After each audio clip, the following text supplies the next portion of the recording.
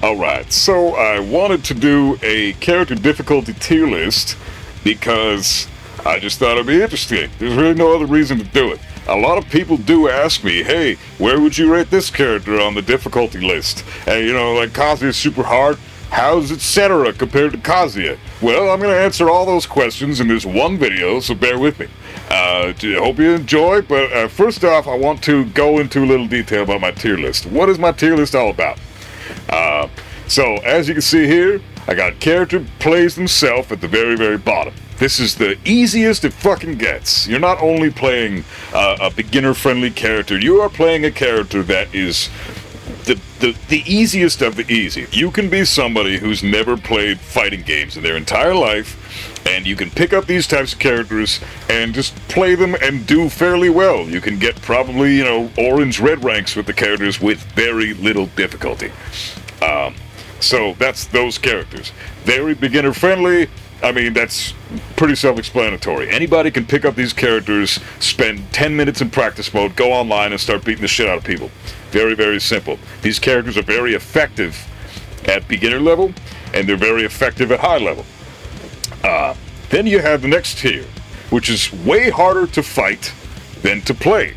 By this, I mean, when your opponent is the specific character in this tier category, you have to work a lot harder to fight against them than they have to work to fight against you, because their character is just very effective at doing things that a lot of newer players don't necessarily know how to combat, so they get away with a lot of shit. There's a lot of characters in the game that are like that. You can say that this kind of rule applies to these characters too. I would just say that this category here, way harder to fight than to play. The characters in this list are harder to play than the first two tiers, but they're still beginner characters. These three categories are beginner level characters. All of them are very, very easy to access at any point in your Tekken journey, okay? Now, when it comes to the highest levels of this tier list that I've made, I have a gap here. There's a gap here there are going to be no characters listed. That's because that's how much of a gap in difficulty I think that this next tier, effective at low level, difficult at high level, that's how much of a gap exists between this tier and this tier. They're not just separated by one tier, in my opinion. This tier right here, effective at low level, difficult at high level, is where I would say you're going to need to start putting in some time and effort on these characters. These characters are probably a lot of specialist characters, not necessarily high execution. They probably have some tools that can really help you get out of a difficult scenario in a lot of ways during the gameplay. But at the end of the day, these characters are still not the hardest characters in the game, but certainly more difficult than the ones I've already mentioned in the previous tier lists. Next up, fundamental knowledge required. These characters are like the ones that will pretty much not carry you at all. That whole concept of carrying, I'm not a fan of that term. Characters being, the ones that carry players to certain ranks. I don't use that term myself unless I'm speaking to a wide audience, because that's a very common term and people know that term exists. So carrying you, whatever. I don't care about that term, but the characters in this category are what you would say are the non-carrying characters. These ones, fundamental knowledge required, you gotta know your shit. You have to be good at Tekken to pilot these characters effectively. They're very difficult, but for different reasons than the Sweatlords Only category. Sweatlords Only is the hardest characters in the game. If you want an absolute challenge, and you want to learn the highest level of fundamentals of Tekken as fast as possible, because these characters will not assist you in any way, shape, or form, then you're gonna pick one of the characters in that category. So this is my tier list. Hardest to easiest. We're gonna start with the easiest. Character plays himself.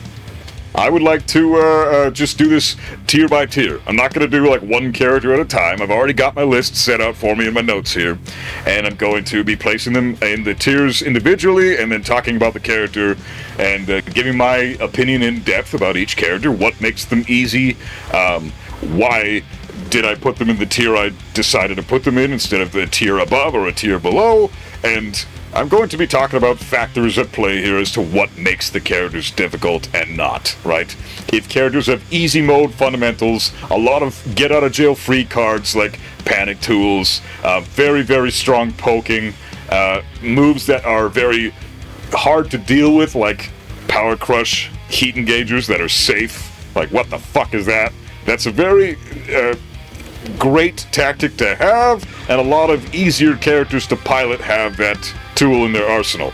Concepts like that exist for very, very easy characters. The harder characters are almost all purely fundamental based. From fundamental knowledge required to sweat lords only, I would say these two require that you know what the fuck you're doing in the game.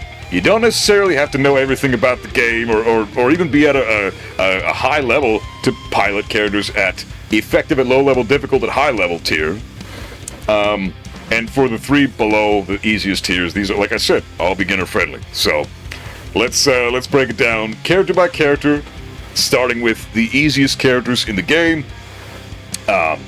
First off on the list is Victor in Character Plays Himself.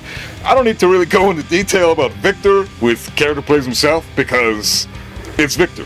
He's got no execution whatsoever. Newer players can pick Victor up and start mashing the 2 button and get away with a bunch of shit. They will just have a lot of fun with the character because they're new to the game and everybody's button mashing in the lower level, and the character's very strong and very effective with button masher players. But the problem with that is characters in this tier specifically will often, and the next tier above it I would say, will often teach players bad habits in Tekken. They'll teach them how to win, but not why they won. Right? That's the difference between the lower beginner level characters and the higher tiers, and that's why I have this separation bracket here. But Victor, very straightforward character, nothing to him, has all the tools that a really powerful character would need, even has some, doesn't have the greatest lows in the game, but has very effective lows at the low level of play because everybody is mashing buttons. And Victor's down back 4 will counter hit all the mashers because it's a high crush, and you'll get a full combo, or at least some pretty decent damage out of it, even if you're not doing combos just yet with this character. He's just effective from start to finish. You could be the best player in the world, you can be the shittiest player in the world, you'll still probably do fairly well with Victor. He will get people to red ranks on his own. He's got all the tools required. 15 frames standing launcher, pretty damn good punishment from while standing as well, ranged attacks that can keep the opponent out, very great ways to get in on the opponent with while running 2 and forward 2. He also has his, like I said, safe heat engager power crush, ridiculous move. Several characters in the game have this tactic, but Victor is the one that seems to use it the most effectively, considering that's his go-to tool for a lot of players. So Victor, no question about it, character basically plays himself. There's no challenge to the character whatsoever. Now, I'm not knocking any players here for picking the characters that they want to play. I'm just giving my in-depth analysis of these characters. Maybe not so in-depth. I'm not going to go like crazy in-depth because I already kind of went in-depth with my previous tier list on what the characters are good at and how they excel at the game and all that shit. I don't need to do that again. There's no need to reiterate. You want to know my thoughts on every character in the game in somewhat detailed analysis, then check out my original tier list. I will put a link in the description, or I'll put a button above me. So click on that button, watch the first tier list I made, come back and check this video out and see where everybody else ranks. It's going to be all over the map. So, Victor, very easy to play. Next one on this list that I put here is Alyssa. Character basically plays himself. You put her in destructive mode, and she is a fucking freight train just coming at you full stop. There's no easy counterplay to this character at low level, and there's certainly no easy counterplay to the character at high level. She is effective at all fucking levels, and she requires no effort at all. This character, I see players at Tekken King and Tekken Emperor with Alyssa that have no fucking clue what they're doing. No idea what they're doing. I don't understand how the chainsaws haven't been nerfed for her yet, because up forward 1 is ridiculous, forward 1+2 is ridiculous. She's got the hell sweeping with the chainsaw. Back 2-1 is one of the best moves she's got in her entire arsenal. It's only -3 on block, and it's basically a homing move that does pretty ridiculous damage. Also does crazy chip damage, and all of these moves are, like I said, effective at all levels of play. So Alyssa, very, very easy mode character. Easy execution, 0 execution. This character has no execution. Alyssa is just, I would say, who's easier between her and Victor? I would probably put her here, actually, to be honest. She is the easiest character in the game. Currently. The most play themselves type of character in the game. I would have said Victor when the game first came out, but now he's been nerfed and he requires a little bit more from the player. Like now his raw running 2 reverts him into stance immediately if you want those +5 frames, and then from stance you have to kind of mix up your game plan a little bit. You have to know a little bit more about what you're doing. With Alyssa you can just fucking mash all day with those chainsaws, and people don't know what the fuck they're doing against those things. They just are constantly plus frames, whether you're on block or you're in or you actually land the hits with the chainsaws. They're fucking crazy.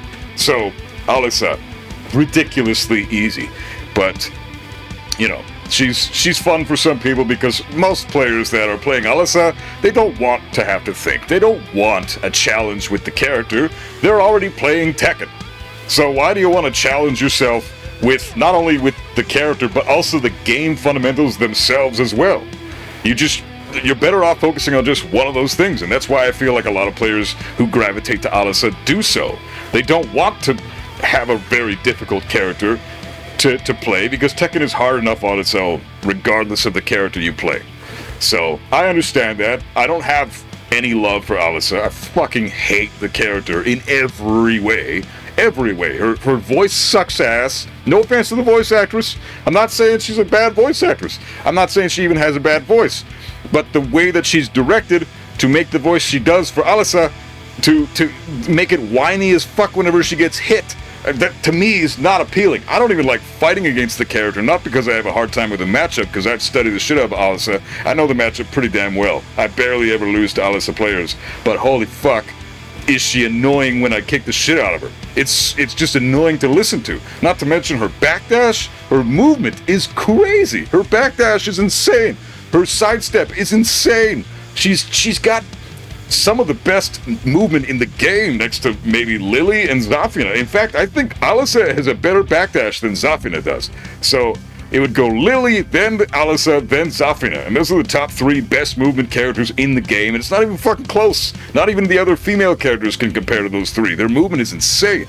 So not only is Alyssa super easy to pilot, but she's got incredible movement so that you don't even have to really defend very often. You just have to kind of move out of the way and then start throwing your offense again. Alyssa is very, very, very strong. One of the definite S-tier characters in the game, and extremely easy to pilot, which is partly what elevates her to S-tier status. So, no disrespect to amazing players like Cuddlecore, she would kick the shit out of me with any character in Tekken. But she does play one of the easiest characters in the game. And, she makes tournament appearances quite in like top 24 and top 64 quite often, no disrespect to any top level Alyssa players by saying these shitty things about Alyssa. I just don't like the fucking character. She pisses me off. But, anyways, moving on to the list. Through the list, we got the other one. This is the last character I'm putting in this category, Dragunov. Pretty much everybody saw this one coming, because everybody knows my thoughts on this fucking character. Again, I've talked about Dragunov a million times, so much in depth. Again, go back to my first tier list and go straight to Dragunov and see what I have to say about that character. I have a video clip in that tier list of Ulsan thanking the character Dragunov for winning him a major Masters event tournament, the EWC qualifier. I know Ulsan is one of the best players in the world, but Dragunov won him that Masters level event after he had only been piloting Dragunov for 1 week. He's only 1 week into the character, and he's already won one of the biggest tournaments of the year with fucking Dragunov. Like, ridiculous. It's insane how strong this character is. Are there execution feats to Dragunov? Yes. He's got execution. He has quarter circle forward moves. He has quarter circle back moves. He has moves that require cancels in the middle of his combos. Dragunov has some tricky shit to him.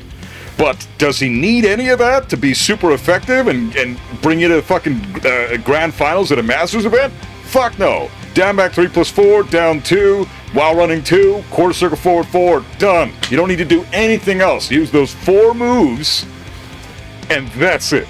4 moves will get you to fucking God of Destruction. I'm not kidding. At least Tekken King. Okay, if I'm exaggerating with God of Destruction, Tekken King. That's not an exaggeration. You can get Dragunov to Tekken King with those 4 moves if you place them well, which requires some knowledge of the game, but Tekken King is not a low rank. So, I'm talking about characters that will bring you up to a very high rank with almost no effort at all. Dragunov, being piloted by the shittiest Tekken player on Earth, will still get him to Fujin because he's that strong. So, you want a free blue rank? Pick Dragunov. He is that powerful right now. That's why he's in this tier. He is in God tier. He is the only character in the game right now that I would consider God tier. I put him at the top of my S tier category in my tier list, but I still consider Dragunov God tier. He is way too strong, way stronger than every other character in the game, and he basically plays himself. Because if you do those 4 moves and you throw in a heat smash with an unbreakable tackle here and there, you're gonna fucking kill everybody. You will never give a player their chance to take their turn, because that's what Dragunov is. He's the most impressive character in the game with just insane plus frames that he can capitalize on with insane poking on top of that, and great tracking, considering he's got some fucking solid homing moves now. And down back 3+4 tracks to one side. Down 2 is a fantastic move to track players that are trying to sidestep you. You know, like, Dragunov's insane, man. Fucking insane. Next up, we have the very beginner-friendly category. And the first character I'm going to put there is June. She is, in all honesty, June is not that strong right now. She's like a mid-A tier character to me. You could even argue like low A tier or even high B tier. It's really up to the player's interpretation, but June is not a very strong character at the moment. She's got some pretty solid tools, but her tracking's not the greatest. She can be interrupted quite easily in a lot of her strings. If you respect June, then she will fuck you up. But if you don't respect her, she doesn't have a whole lot to combat aggressive players using aggressive characters that are effective at being aggressive. You know, like if you're Brian and you're not against the wall, you're in the neutral, an aggressive Brian against June is probably going to get his ass kicked. But if you're Reina and you're in the neutral, you're controlling the match the whole time. June can't really do a whole lot versus Reina. Reina has incredible poking and super powerful tools that can just fuck June up super bad for attempting her offense. So she has a lot of interruptible moves, and I think she suffers from that. There's also her lack of a 15-frame launcher from standing is also pretty bad. Even if she's got a 14-frame launcher from while standing, that's not as useful as a 15-frame launcher from standing position. She's got a 16-frame hop kick, and she has cans. Those are 14 frames, but that's only a counter hit launcher. So she really she's got some decent punishment, but not far from the best in the game, and just requires a little bit more tools to get going. But at low level, she'll just destroy everybody. Nobody knows what the fuck they're doing against June, and she's extremely easy to pick up and play because she requires no execution from the player. And if you really wanted to, you can spend 10-20 minutes in practice mode, learn a combo with June, and then just throw out your down forward 1s all day and your hop kicks, and you'll get pretty far with her.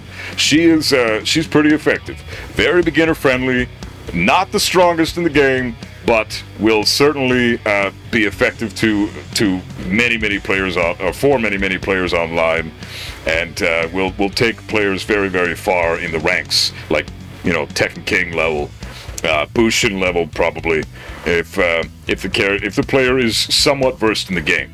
So just somewhat. They don't have to be very versed in the game or exceptionally versed in the game, just somewhat versed in the game, and June will carry them to, Tekken King. Just because she's got moves that a lot of players have not really labbed. They don't know how to deal with her shit. She's a very lab character, lab-heavy character.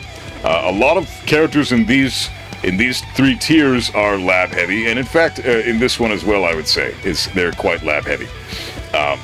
You need to get into practice mode and figure out what the fuck that player just did to you, and deconstruct their offense so you can find a hole in their offense. Once you do that, you realize that June has a lot of holes in her offense that you can really capitalize on, but it requires you actually putting in some effort to deal with the character.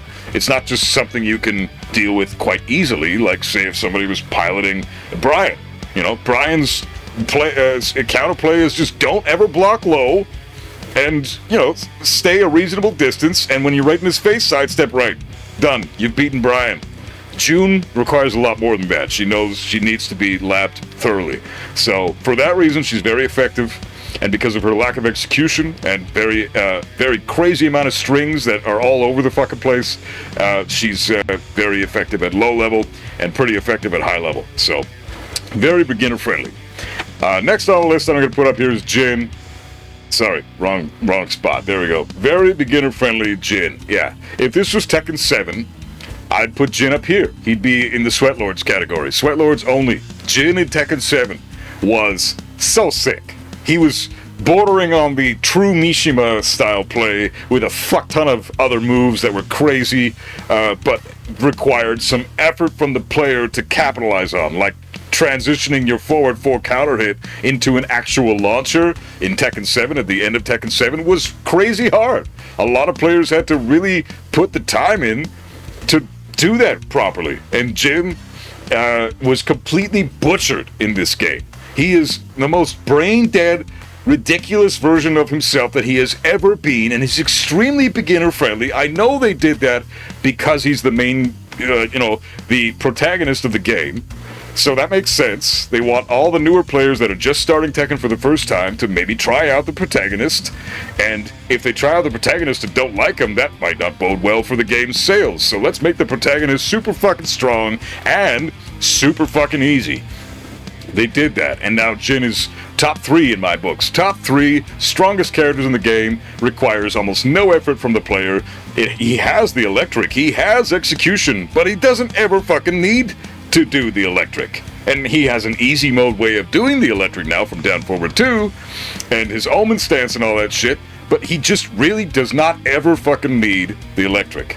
So there's no reason to even mention that. Everything else he has is so easy to do. Forward 4, down 2, he could just spam that shit all day. He's got a heat smash that wall splats from across the fucking screen. And then you can run up and finish the combo. You get a full combo at the wall. Like, Jin is ridiculous in this game. I don't appreciate Jin players right now.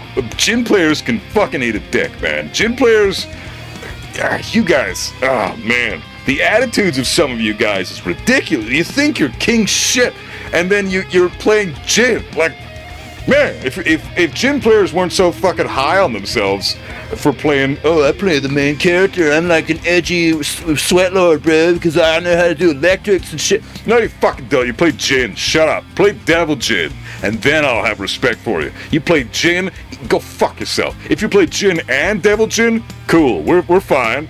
But Jin by himself, that's your only main? No, fuck off. Like, you can play Jin and have him as your main and be like, yeah, I'm a bitch, and then I respect the shit out of you. Hey, if you say you're a bitch and you say your character's a bitch, then you've acknowledged the 2 facts of your life currently in Tekken, and I have nothing but respect for that. But if you like the fucking Reddit dudes or the Discord Jin players that are like, I'm so sick, fuck you. You're one of those you're one of those dipshits that I have no time for. So I don't appreciate Jin in this game, because I used to love Jin in Tekken 7. I used to love Jin from Tekken 3 onwards. What the fuck did they do to Jin? I hate that. He's so easy. You can spam down 2 and forward 4 and all day. He's got easy mode 15 frame launchers from with up forward 4 and down 3+4 that are great for whip punishing. Don't just throw that shit out in the neutral because you get killed. But you know, if you see a minus 15 or you whip punish with those moves, they're freaking amazing. And he's still got the Mishima 50/50 with a Hell Sweep, and you know, he's got Demon Paw as well, so you can mix that up with the Hell Sweep. He's also got crazy strong tracking. Down 2. I've said it was a homing move before. It's not, but it basically is, because it's exceptionally hard to sidestep, especially if your sidestep is average and below, which 90% of the cast have an average and below sidestep. So Jin's down 2 is effectively homing for 90% of the cast. So I consider it a homing move because me as Kazuya's got a below average sidestep. So when Jin throws out down 2 and I try to read it and sidestep appropriately, I still get clipped by the fucking move. So that's just the hallmark of the move. It's too strong for that. Down 2 and Heat Smash, those 2 moves put Jin in this category, and I'm not sorry about that. Jin needs to fucking go. This shit needs to be nerfed into the ground. Same with this guy. These 2 need to be killed. Just outright destroyed. Give them a year. A year of being fucking F-tier characters. A year of that so that we can forget about how insanely, ridiculously overpowered they are right now. And the overpowered factor for Jin is what makes him in the very beginner-friendly category. You don't need to do or know anything about the game to play this character effectively and get yourself up to Fujin effortlessly. So, you know, that's just how it is. If you play Jin, at least admit that you play a bitch character. That's all I'm saying. Next up on the list for this category that I got in here is Yoshimitsu. This guy is, oh man. Yoshimitsu, there's gonna be so many people that I'm gonna piss off with this tier list. I can't wait. I love pissing off Tekken players. You guys are so much fun to make fun of. It's great. You know, and I'm fun to make fun of too. And I get pissed when people talk shit about Kazuya. Man, I just lose my shit, and everybody starting making fun of me, and it's fucking awesome, man. I love the community. You know, it's great. Anyways, Yoshimitsu, I mean, come on, very beginner friendly, obviously. The only reason he's not down here, character plays himself, is because he's got a big ass move list. That's it. He's got a long move list, the most amount of moves in the whole game. Besides that, Yoshimitsu is fucking nothing, man.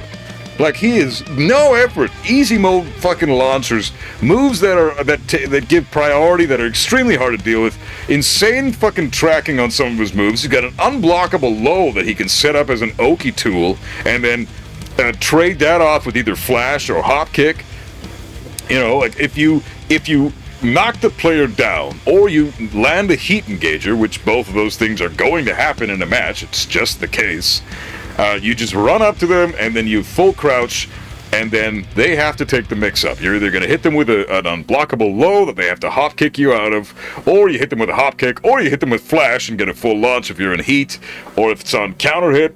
If it's in no sword stance, then you fucking get flash launching as well. It's 2 frames slower in that stance, but who cares? It's still an 8-frame launcher on counter hit that is used as a parry that you can mix up with his unblockable low on top of all the other tools he has that give ridiculous damage. Like, the fucking damage this character has is insane. Very beginner friendly because he doesn't require any effort at all, and the damage is unrivaled in Yoshimitsu history. He has never dealt so much damage in a Tekken game in his entire Tekken career, and he's been in since Tekken 1! That's saying a fucking lot. In 30 years, this character has never dealt this much damage in combos. Ever. And it's not even close. Like, Yoshimitsu used to do like 50, 60 damage combos, plus like an extra 18 damage at the wall. 78 damage was your average Yoshimitsu combo.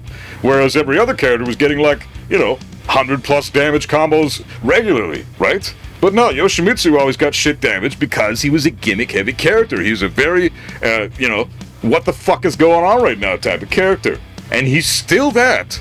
But now he has the damage to accentuate that. And that, fuck that shit. So, it's not okay that he has that stuff, but does it make him extremely easy to pilot and bring you all the way up to Tekken God with not even knowing, you don't even have to know how to punish. Punishment is the most important fundamental tool in Tekken, and Yoshimitsu players at Tekken God have shit punishment because he doesn't need that. Just throw flash when you think they're gonna attack. Just stand there, don't do shit, just let them approach you. You always have the advantage with Yoshimitsu. They're afraid of you, unless they're Dragunov, or Jin, or Nina. But besides those three, everybody else is afraid of you. So, nah, Yoshimitsu, bullshit, very beginner-friendly character. Yoshi players and Jin players, both you guys can eat dicks. Just saying that right now. Even if I like you as a person, I don't like you as a Tekken player because eat a dick. Next up I'm going to put here is Eddie. Eddie's a very beginner-friendly character. All I have to say about Eddie is that the bot that mashed the 3 button, over and over and over and over and over again and did nothing but mashing 3, he got up to red ranks. One of the bots did. One of the bots got to, like, Eliminator, and one of the other guys started, well, no. They were all, yeah. I think the Eddie bot got to Eliminator and beat some red rank players. That's what it was. Yeah, sorry, I'm mistaken on that one. The Eddie bot beat like Garyu and Shinryu level players and got all the way up to Eliminator level rank, which is the highest orange rank, and all that bot did was mash 3. It's all it was programmed to do. It wasn't even programmed to block or sidestep or duck or do any of that shit. It was just programmed to mash 3, and it got up to Eliminator and beat red rank players. Like, yeah, very fucking beginner friendly. I could even say character plays himself. I can't do that with Eddie because he does require like a little bit. He's not like, you know, if you want to get past Garyu and Shinryu rank, which are not that high of ranks, no offense to red ranks, but like those are pretty low ranks. If you want to get past those low ranks, you kind of have to know a little bit about Tekken with Eddie. So, he's very beginner friendly. But, can you argue that he should be in character plays himself? Yeah, you totally fucking could. I mean, there's the bot as strong evidence for that argument. So, you know, it's up for debate. This is where I'm putting him because I just feel like he needs a little bit more if you want to pilot him effectively at above red ranks. So, Eddie is sitting at very beginner friendly. Next up, we got Azucena in this category. Don't get me wrong, Azucena is kind of different from all the other characters we're talking about because she's actually kind of shit. There's not a whole lot she can do right now. She's very strong at lower level, but once you hit like high intermediate, to high level play, she becomes less effective. Like Tekken King, Azucenas are pretty good Tekken players, but she's still very, very beginner friendly to start playing because she's a pick up and play character. She doesn't have anything difficult about her. She has a stance that auto parries lows and auto parries highs, so she really has a lot of tools that can help beginner level players advance through the ranks quite steadily because she's got nothing that's going to make it daunting for the player to choose her as a main. She's very effective. She's got solid pokes, solid fundamental tools, has some pretty solid get out of jail free cards with her backswing blow. She also has a counter hit launcher that high crushes, that's mid, that's safe. Very, very strong tool. What is that, like down 1+2 or down back 1+2? I can't remember the notation for it, but it's I think it's like -8 on block. Extremely good move that you could just spam all fucking day long with her while running 3-2. Incorporate that in with down forward 1-4, and you've got a really solid character. It's all recipe for a great character that requires minimal effort from the player. I would never say that Azucena is in the character plays themselves category, but she's very beginner friendly for obvious reasons. If you know anything about Tekken 8, you know that she doesn't really take much effort to play. I picked her up for 10 minutes and I got her into purple ranks when I had, what was I with Kazuya at the time? I think he was still in blue ranks. I have Kazuya at Tekken Emperor now.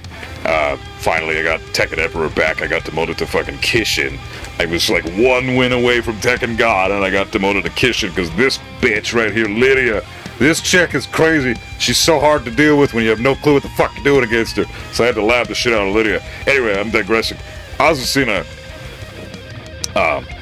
not a bad character for picking up and playing and teaching you the fundamentals of the game, because she will teach you that stuff. Because she's not very strong, but she's a very easy character to pilot. So she's kind of the perfect marriage in that sense. If out of all these characters right now that I've already talked about, I think she might be the character that I would recommend newer players gravitate to the most, because she will teach you fewer bad habits than the rest of these guys, and it's not even close. So Azucena will teach you some bad habits, like mashing when you're not supposed to, but she still requires some fundamentals once you start getting up into like the high purple ranks, which again are still not very high ranks, so that's saying a lot. She requires more from you at mid ranks and almost nothing from you at low ranks. So, which is what you can say about most of these guys. Respect to Azucena players, because she's shit right now, but she's also very beginner friendly, so that can't even really be argued. Next up, I'm going to put Leo here. Leo is, you could argue Leo is, in the category above. I might change this. I don't know yet. I might have to reevaluate this, because Leo is the one I'm kind of on the fence on about this. Leo certainly isn't in the harder characters categories. He's in the easier character categories for sure. But it's debatable whether they're very beginner friendly or way harder to fight than to play. Because Leo has a lot of tools, and the longer move lists require more from the player to remember. So yes, you're still thinking a lot less than your opponent, because fighting against these characters is a lot harder than playing the characters. So at least in these categories, that completely flips on its head once we get up to the higher categories, into the harder tier, I should say. Not the higher categories, but the harder categories. Leo is, hard to say. I mean, he's got a really incredible down forward 2.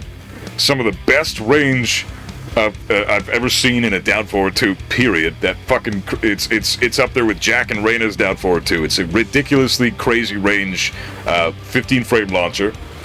But the thing that's daunting for Leo is that you do have a lot of stances, and you have to know the transitions out of stance, and you have to know what moves come out of stance and when to apply those moves. So Leo requires a little bit more from the player, but beginner level players don't have to really know much about the stances and the transitions and all that. They kind of they can go between Hell Sweep and down forward 2 and win every match that way. Down forward 2 into combo, Hell Sweep into Hell Sweep into down forward 2 into Hell Sweep. There's not a whole lot to be worried about when it comes to how difficult Leo is to pilot. It's just the memory thing with their long move list. So again, that can be daunting, and I think for that reason Leo's going to be up here. I was going to put them in this category, but I might put them, you know what, it's hard to say, man. It's fucking hard to say. I thought about this so much before I fucking made this list, and I just don't know. I mean, Leo, I played a little bit of Leo, and it was some of the easiest fucking wins I've ever got in my entire life playing Tekken, and I've been playing Tekken for 30 years, and I've been playing at a reasonably high level for like 5-6 years, and picking Leo up in Tekken 8, I mean, he's got the fucking wall splatting heat smash. Fuck that. It's very beginner friendly. Wall splatting heat smash and down forward 2+3. Until those two things get nerfed, this character is right here. Very beginner friendly. Because that heat smash, wall splatting after 50 damage, and then going into a full combo after that. And keep in mind that heat smashes, that counts as one hit. So the next hit in the fucking combo is not scaled. So, I mean, against the wall it's scaled, of course, because wall hits are scaled compared to neutral hits or airborne hits in an actual combo. But it's still less scaled than it should be, considering heat smashes are technically one hit. Even if they're a 20-hit heat smash, it still counts as one hit. So the game reads it as such anyways. That's why when you do like a 10-hit combo and then you break a wall and then you immediately do your heat smash against the character once you've broken the wall, they don't go get set flying once the first hit of the Heat Smash connects, because the entire Heat Smash is supposed to connect. That's the nature of the move. So, Leo, yeah, very beginner friendly because Heat Smash, ridiculous. And crazy range, the third best jab range in the game, next to only Dragunov and Fang. Leo's jab is insane. It's so fucking good. His hell sweep tracks both directions, 360 degrees. Well, 180 degrees. It's ridiculous. So Leo, yeah, fuck that. There's not even a debate. Very beginner friendly. Cool. Next up on the list is Asuka, and Asuka is just, there's nothing to her. She's not very strong, but can she take you very, very, very far for free? Yeah, she's got a lot of really handy-dandy tools that will take you very far that require nothing from the player. So, and she's got solid combo damage, solid wall carry. Asuka is not a character that I would expect to see in like top-level tournament play. But this is regarding beginners specifically. Asuka has no stances. She's got a average size move list, very, very easy to execute strings and combos. There's nothing to this character at all. No execution whatsoever. And then a whole bunch of easy mode bullshit that can just bring her out from a really difficult type scenario. Like, she can just can 14 frame counter hit launcher that's so low that you can't parry anymore. You used to be able to low parry, and now you fucking can't. It's bullshit. So you have to just see it coming and duck the low, and then the second hit is a high, and then launch it for that. Yeah, it's ridiculously hard to fight against some strong Asuka players. But even if they're not very strong, it can be difficult, because Asuka's just a very beginner-friendly character. If you're a red rank or purple rank player or orange rank, you're probably running into some Asukas, and you're probably getting your ass kicked, because she's got some effective strings. So players in low ranks like that can just spam strings with this character all day. And again, you can really say that about most of these characters, especially these guys. Fuck these guys. But with her and these characters, I'd say, yeah, she's got some very, very spam-heavy strings that require no effort from the player. And that's what makes the character very beginner-friendly, in my opinion. So Asuka definitely belongs here, no question. Next up, I'm going to say Claudio. Claudio is, from what I've heard from other players and from what I've seen recently and from what I've labbed recently, because I've gained some knowledge about this character since my last tier list, Claudio is exceptionally strong. I would put him at like the bottom of S tier now that I actually know more about the character. I put him at near the bottom of A tier in my actual tier list. Fucking, I was totally wrong about that. I know I said that in the video that I didn't know what the fuck I was talking about with Claudio, but I wish I could go back and talk to past me and say, hey man, no, he's S tier. This character is really fucking good. He's got all the fundamental tools that a character would need to be effective at all levels. He has an amazing hop kick. He has crazy pressure tools. His lows are not very good, but since chip damage exists and while running 2 exists, you're gonna want to duck Claudio sometimes. Sidestep 4 is pretty amazing because you can mix that with back 1, which is one of the best mids, if not the best mid that's not a heat engager or a what's it called? Whatever, fucking one of the best mids is not a heat engager, or sorry, like a move that can go into heat dash. So yeah, heat engagers. One of the best mids in the game that's not a heat engager. Back 1 is incredible. It's a homing move. It's minus 5 on block or some shit.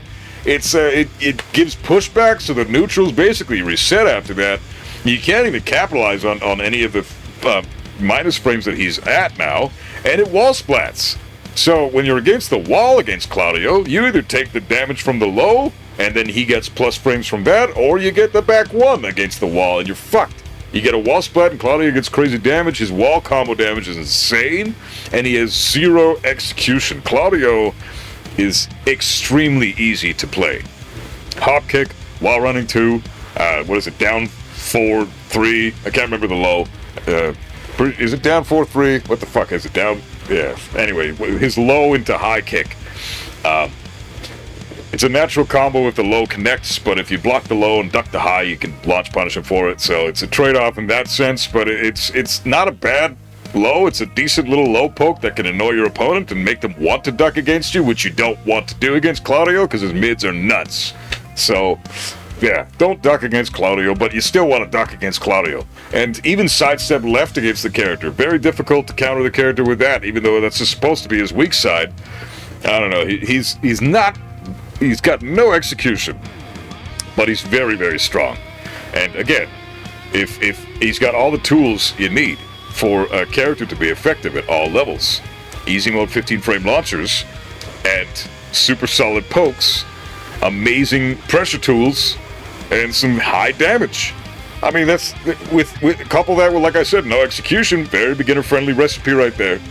Can't really even argue that. Next, I would say Law. Law, you could say, belongs here too. Character plays himself. There's nothing to this guy. They did away with all the shit that required execution with him. His DSS is no longer a just frame swap, which, if I was a Law player, I'd be pissed about that. Like, if they made Kazuya's electric not a just frame, I would be... Like, it's already bad enough that Kazuya gets a free electric in heat. I already hate that entire concept. They need to get rid of that shit. My electric execution, I'm proud of that. Other Kazuya players are proud of that, of their execution. We've worked our asses off to get it there. And now you're giving us this easy mode bullshit? We didn't sign up to play this character because we want easy mode bullshit. A lot of players want easy mode bullshit, so obviously they want to fucking... The devs put his shit into easy mode, and now he's got a very easy mode slide. His DSS is super easy mode. He's got an easy mix-up with slide now. Slide has never been as effective as it is now, considering the Oki it gives. It used to just give a grounded 3. Now it gives fucking the nunchucks. So, and it's guaranteed. Like, nunchucks are guaranteed if you hit with a slide. And that shit is a little bit ridiculous, especially if you're in heat. If you get hit with the slide, and then you try to, you mash anything, and he does the nunchucks, you get an automatic counter hit launch for full combo damage. Law is nuts, and again, because of his execution being taken out completely, you can say that he basically plays himself. He's got all the things that a character would need to be strong and effective at every level, but none of the execution and none of the fundamental knowledge required to be effective at any level. So he's just a very, very straightforward, beginner-friendly character, and you could argue he belongs in the tier below, but I'm going to put him at very beginner-friendly because it's just my opinion. He's very beginner-friendly. I guess his down forward 2 lacks a little bit of range. I was going to say his lows suck, but his slide is a low, so no, they don't. He's got great mids, great highs. He's got a decent little throw game because that little stupid kick throw is a 1 break, and he's got multiple 1+2 throws as well, and one of them even launches. So, man, fuck, Law. Very, very easy character, but I'm not going to say he plays himself. Because reasons, I guess. I'm just going to keep him here. Because I already decided to keep him here, so fuck it. But you could argue character plays himself, and I would not disagree with you. But this is where I'm putting it. Next up, we got Fang. Another one that I would say you could put right here. Because he's just so ridiculous. This character's insane now. This fucking Kenpo evades fucking everything. This character's bullshit. Fang with back 3, he can apply so much pressure. It gives you +6, and you have to sidestep that. Your only real option after he hits you and you block a back 3 is try to sidestep him left, but then he can catch you with back 4. Which is a 12 frame, basically homing mid. It doesn't have the homing move property, but good fucking luck sidestepping back 4 with Fang. Even Lily can't sidestep that, so how the fuck is it not a homing move? People were like, nah. In the comments, literally, I'm like, oh, he's got back 4 as a homing move. People tell me, back 4 is not a homing move. What do you mean back 4 is a homing? Fuck off. It's totally a homing move. Try sidestepping that shit in the neutral. Try it. Fucking good luck sidestepping Feng's back 4 unless he's not already approaching you and you're playing Lily. Then sure, maybe you can sidestep it. Maybe you can sidestep it. But his back 4 is going to catch you if you're in his face and he's landed a move that's plus on block.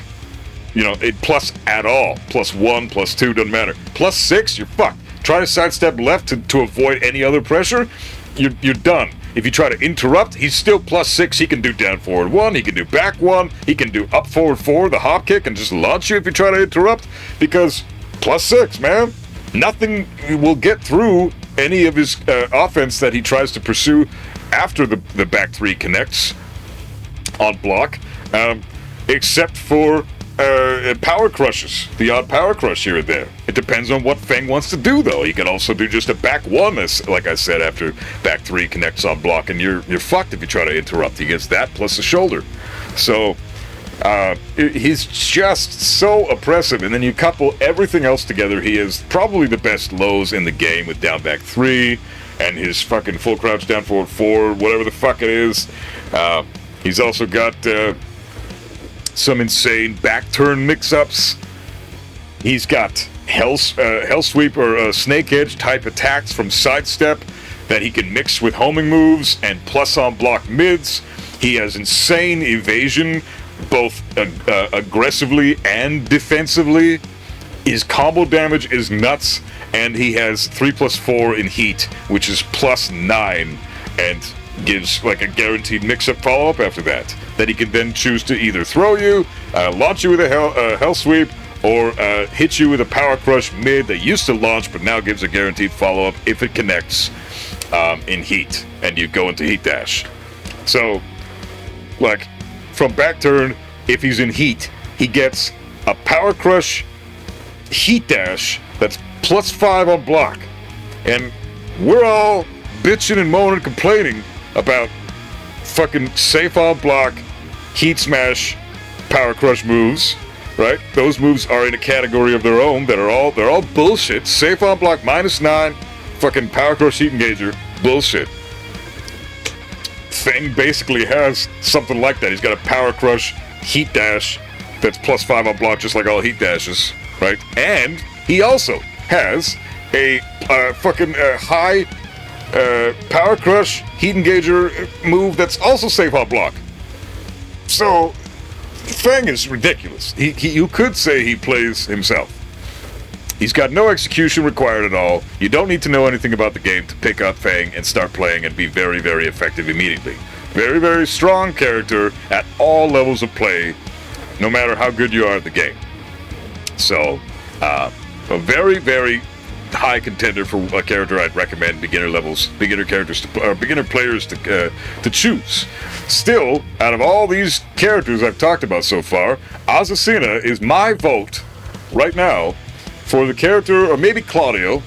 Claudio would could do you some service as well, but if you want to learn fundamentals of Tekken reasonably soon, not today, but as you begin your journey in Tekken in a couple of weeks or a month or so, without, putting your blood, sweat, and tears into the game, and you want to learn some fundamentals, but you also want to enjoy yourself and have some fun and play the game with getting some wins here and there without breaking your fucking controllers with how much execution you have to do, or breaking your brain with how much fundamental knowledge you have to garner in order to utilize the characters effectively. Azucena and Claudio will teach you the fewest bad habits out of all these characters I've said, and they're all relatively as easy as one another. So pick Claudio or pick Azucena if you want to learn proper Tekken reasonably soon from the start of your Tekken journey.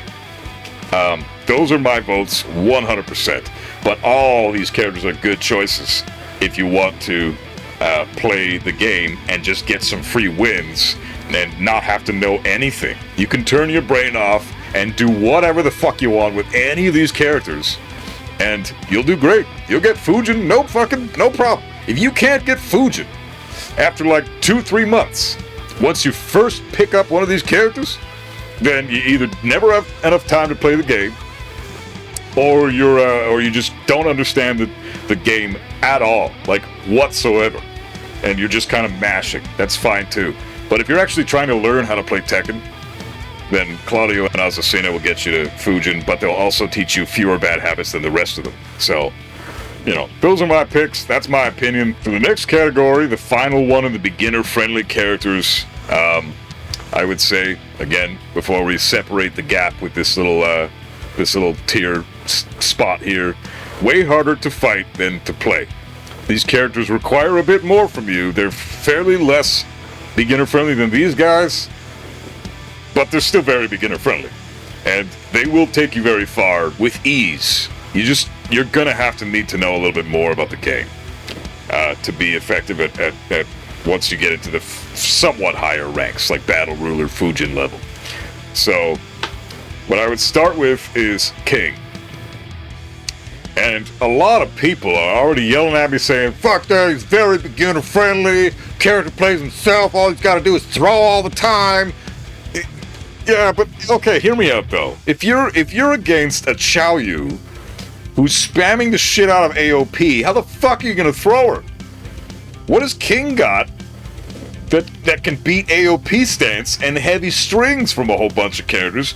Like if you got, for example, Lydia or Reina or Hwoarang or fucking I don't know, Law or these three bitches or Yoshimitsu or Jin mashing shit in your face all day, King's gonna have a hard time getting it on the person and throwing them. And yes, his throws are very easy and very effective. A giant swing requires some execution, but it's still a very effective throw, and the execution isn't so bad because you can buffer it. You can go from one animation that King is doing, and then what I mean by buffer, since I'm probably speaking to some beginners right now, buffering the animation, which you should watch my buffering video. If I remember, I'll put a fucking button up here. If I don't, you know, I can go fuck myself, I guess. But go watch my What is Button Buffering in Tekken, and that's in one of my playlists. It's further back in my video list on my channel, but it's there, and you need to know what button buffering is for me to properly explain this. But essentially, what it is you can, if King is doing like a jab, and then you want to do giant swing right after the jab, you can input the notation for giant swing during the jab animation, and then hit the forward and one button as soon as the jab animation finishes, because you're doing forward, half circle forward, one, that's giant swing. Once you finish the half circle forward and you hit one, King should be done the jab animation, and then the giant swing will come out immediately. In fact, it's a very effective strat. If you want, because jabs are +1 on block, right? And that's universal for all characters. Jab is +1 on block. Giant swing is 10 frames. If you buffer the throw, it's 10 frames to impact, which means that if it's +1 on block after your opponent blocks the jab, your giant swing comes out in 9 frames, which means they cannot retaliate with anything except they can, you know, duck, obviously, but if they try to jab check you after you just jabbed them, their jab will be gobbled up by the giant swing, because the jab comes out at 10 frames, and giant swing is going to come out at 9 frames. So, because King's at +1. So, very effective little thing to know there about buffering. But that's what I mean by you need to know a little bit more with King. That concept is completely abysmal to a lot of lower level players. Most people piloting King at very low ranks, like Fujin and below, no offense again, I'm not trying to knock anybody, but most people piloting King at lower level ranks have no fucking clue what button buffering is or how to get that to work. Or maybe Fujin is a little bit too, you know, purple ranks and below. Fujin, players probably know what button buffering fucking is, but let's give them some fucking credit. I'm not trying to bash anybody right now, like, just thinking right now, Fujin's a pretty high rank, so all I'm saying is he requires some knowledge, he requires a little bit more execution, and he needs a little bit of matchup knowledge with that as well, because you need to know when you can get in on the player who's mashing in your face and try to get your throws. It's not very easy to do. the way that King players counteract this bullshit is by doing their own bullshit, like Power Crush with back 3. The back 3 Power Crush is crazy, but it's still minus 10 on block. It's not a safe Power Crush Heat Engager. It's a Power Crush that gives a strong follow-up if it connects on a counter hit, but very, very punishable with the jab, and if they're on point. And so it's not complete get out of jail free like the safe Power Crush Heat Engagers are. So King still he has fewer tools to work with than these characters as far as his fundamentals and his poking goes. But I think he's not a hard character to use by any stretch. He has no real difficulty in terms of execution, and you don't need a lot of fundamental knowledge to utilize him. But he's not super, super easy either. He's right smack in the middle. So that's why I would put him in way harder to fight than to play. Because if you're not a string-heavy character, King's going to fuck you up. His throws are going to destroy you. If you suck ass at breaking throws, King's going to destroy you. And guess what? Throw breaking is difficult. Everybody has a hard time breaking throws. Even pro-level players will still get thrown from time to time because you can't break every throw. And King's got a million of them. And some of them, you have to guess what the break even is, with Giant Swing, for example, and a lot of his multi-throws. You have to completely guess what the break is on those moves. So it's really daunting for a lot of people to go up against King, and it's not as hard for the King player to run their offense as it is for the opponent to deal with the King's offense. You really have to be running your own offense in King's face and be a very string-heavy, pressure-heavy character, not letting King get in on you at all in order to make King's life difficult. And some characters can do that. But for the most part, King is a pain in everybody's fucking ass. He's way harder to fight than he is to play, and he's given a lot of players free wins. So, that's my take on King. Next on the list, I'm going to add Hwoarang here. Hwoarang is the definition of a string-heavy character. He has exceptional punishment for the type of character he is, and no real hard execution. Yeah, you could argue Just Frame Skyrocket is quite difficult, but it really is not necessary to ever use. In fact, I see very few players use that move, even at very high-level play. Like, I'm fighting Tekken God Supreme Hwoarang players on a regular basis, and they're rarely throwing out Just Frame Skyrockets. And then you see him compete in tournaments, and he's not really throwing out Just Frame Skyrockets all that much either. It's not like an Electric, where you need it all the fucking time. It's just one of those moves that you can throw out sparingly. And you should. It's a great move, but it's not necessary to even get him up to God of Destruction. You just don't need it. And he's a character, again, who will teach a lot of players bad habits. He is the quintessential bad habit teaching character. Him and Yoshimitsu, I think, teach players the worst habits of all. Just no need for punishment, no need for fundamental knowledge like movement. All it is just run your fucking offense and just hit them. Like, Hwoarang is very good at hitting your opponent. You need to know how to defend, because he's got a lot of linear moves, so you have to have solid defense with this character, but a good defense is a great offense. So a lot of Hwoarangs will just go with that rhetoric and just say, I don't need to have solid defense, let's just kick the shit out of my opponent, literally. And a lot of players just do. They don't have any defense with Hwoarang because, again, he teaches players bad Tekken. In my opinion, if you let him, he does. He will. And, he's extremely difficult to fight. He's fucking insanely hard to fight. If you don't know anything about the game, and you run into a Hwoarang, he will destroy you. If you're playing Tekken for a few weeks, and you run into Hwoarang, he'll just destroy you. There's nothing you can fucking do. You have to lab the shit out of this character. And his counterplay is not very intuitive. It really isn't.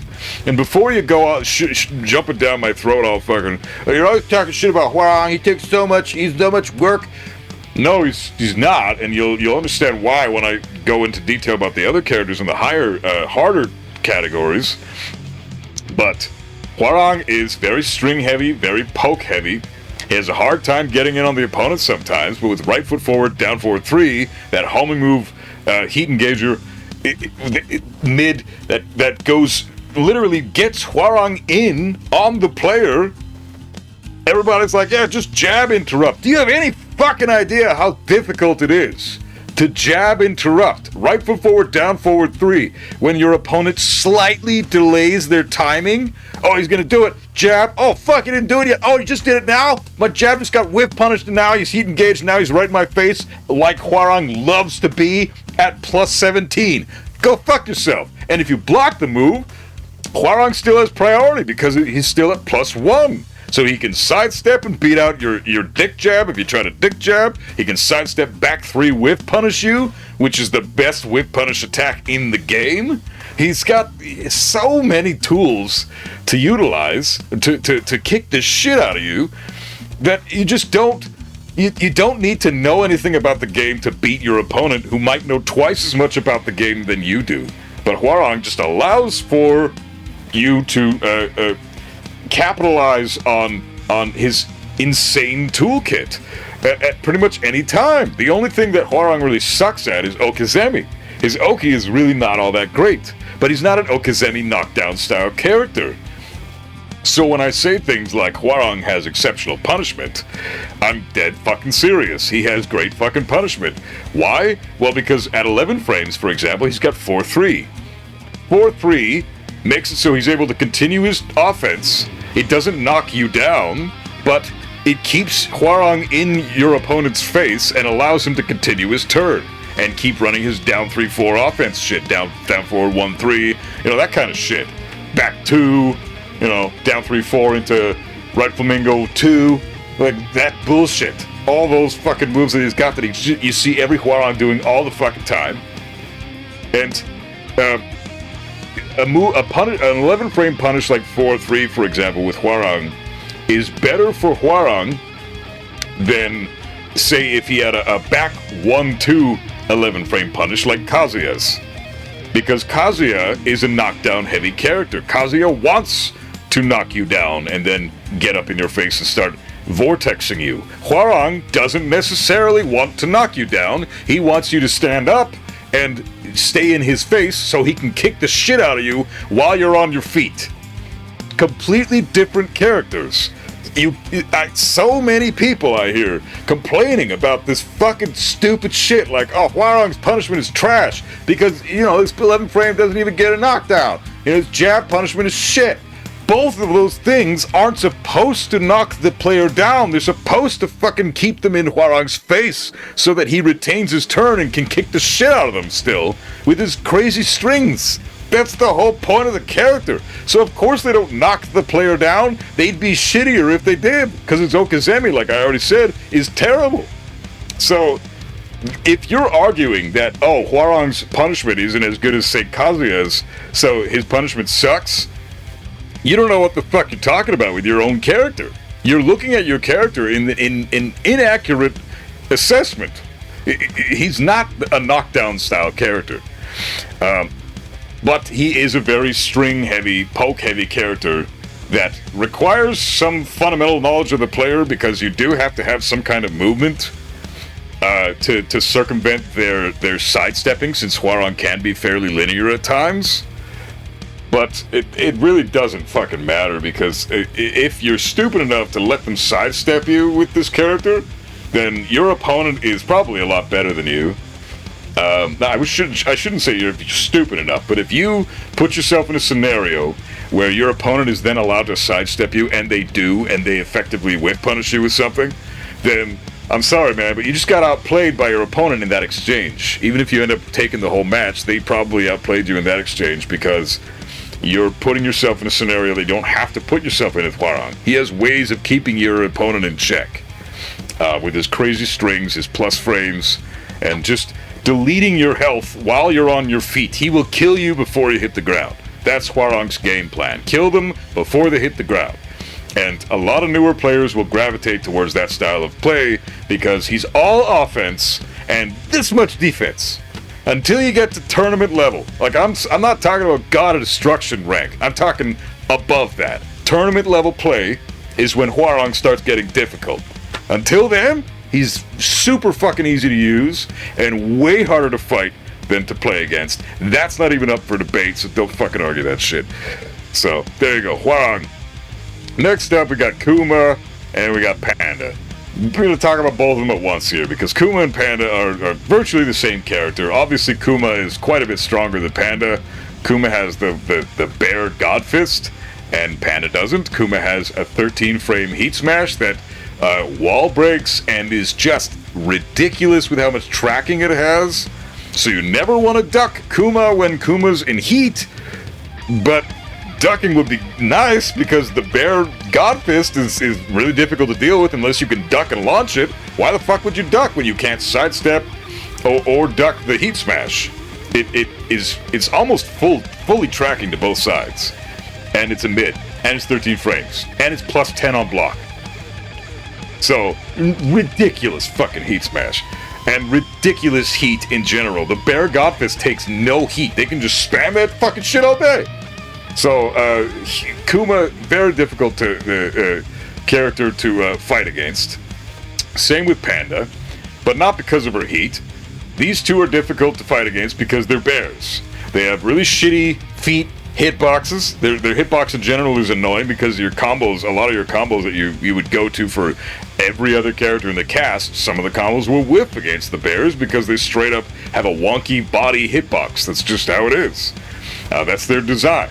So that's annoying to deal with. On top of that, they have the hunting bear stance that goes over highs, and they have a way to transition into that stance with a power crush that can leave them standing, or it can leave them into the stance, or it can put them in the stance.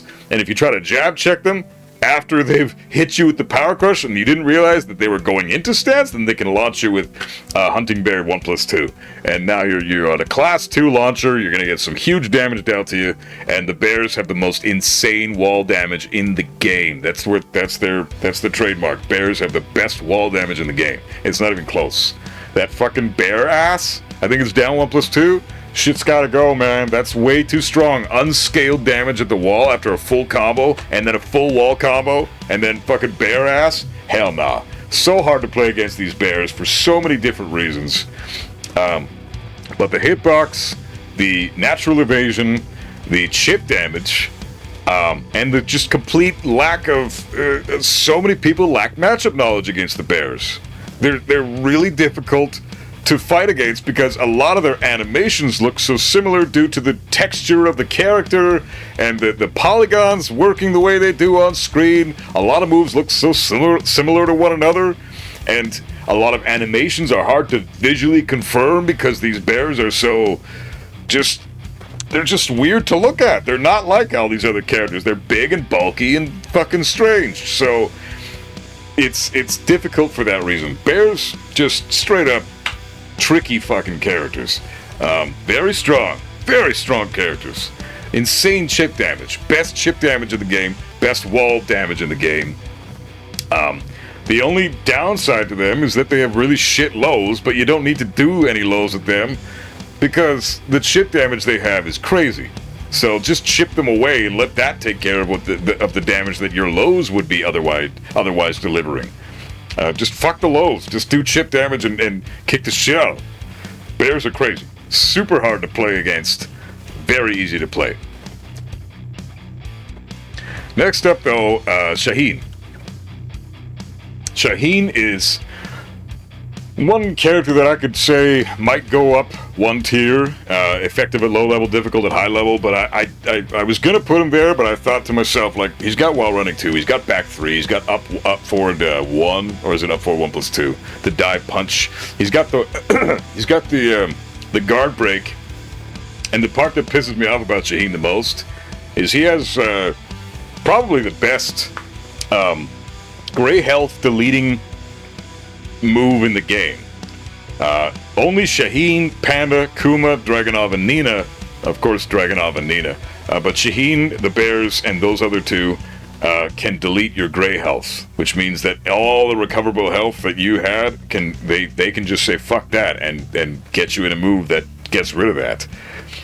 That's difficult to play against, and that's extremely strong because heat engagers connecting and bringing your health back to a good 40 plus points. That's so important to have the ability to do is recover health in this game, because it's such an aggressive game that health just gets fucking deleted bit by bit so fast. Rounds in Tekken 8 are the fastest they've ever been in Tekken history. But Shaheen has a way to say no to your recoverable health. And to me, that's really tricky to play against. He's got some crazy fundamental tools like back 4, the homing high that does chip damage, that can catch him doing so many different things. You want to sidestep Shaheen mostly to the right, but you want to avoid his down 4-1 to the left. However, he's got so many tools to prevent that, and back 4 is an amazing tool to prevent that. It's a high, but that's the only downside. It's a safe on block, high, homing attack. It's a really good fucking move. Back 4 with Shaheen is insane. It's one of the cheapest moves in the game. In my opinion, it is. And he can do all kinds of shit on top of that. His 50-50 is not that hard to execute. He's a very fundamental-based character, but he's not hard to play at all. So, yes, if a Shaheen has exceptional fundamentals, he is a scary fucking character if he's piloted by a very talented player. But even if he's not, you still have a very hard time playing against him due to all the effective tools he has that require almost nothing from the player.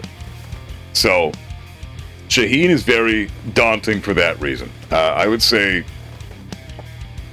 way harder to fight than to play, for sure. It's not even close. You could argue that only him so far, he might belong at effective at low level, difficult at high level. But I can't even really say that in good faith. Is he actually difficult at high level? I don't think he's difficult at high level. I've tried Shaheen out at fucking in blue ranks and fighting Tekken gods and Tekken Emperors with him, and he's not fucking hard to me.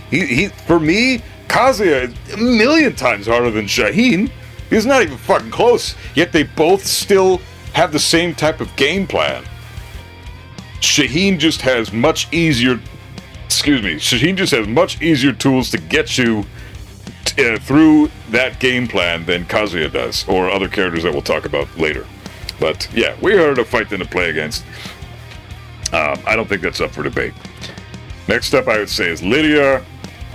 She is brand new to the game, and honestly one of the newest characters in Tekken in general, because as I said in my Lydia video on how to lab characters, she was only in Tekken 7 for a couple years. She was only top tier for maybe a year, and then she dipped off once they nerfed her, and we didn't really see her at all. So we had basically 1 year with Lydia, who's now changed very much. She's similar to how she was in Tekken 7, but she's still quite a bit different. She's got a whole bunch of moves that are different to how they were in Tekken 7.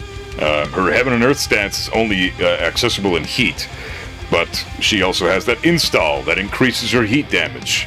And Lydia is very difficult to play against. She has 2 health sweeps. One's from Stalking Wolf stance, and it's basically homing. As you can see from again, go watch my How to Lab Characters video. And you can see when I try to deal with her health sweep, I try to sidewalk it both directions. And I can't. I can, but it has to be an exceptionally perfectly timed sidestep. If you're even slightly off, if you're not framed perfect on the sidestep, she's gonna kill you. And it's not a sidestep, it's a sidewalk. Sidestep right doesn't evade it.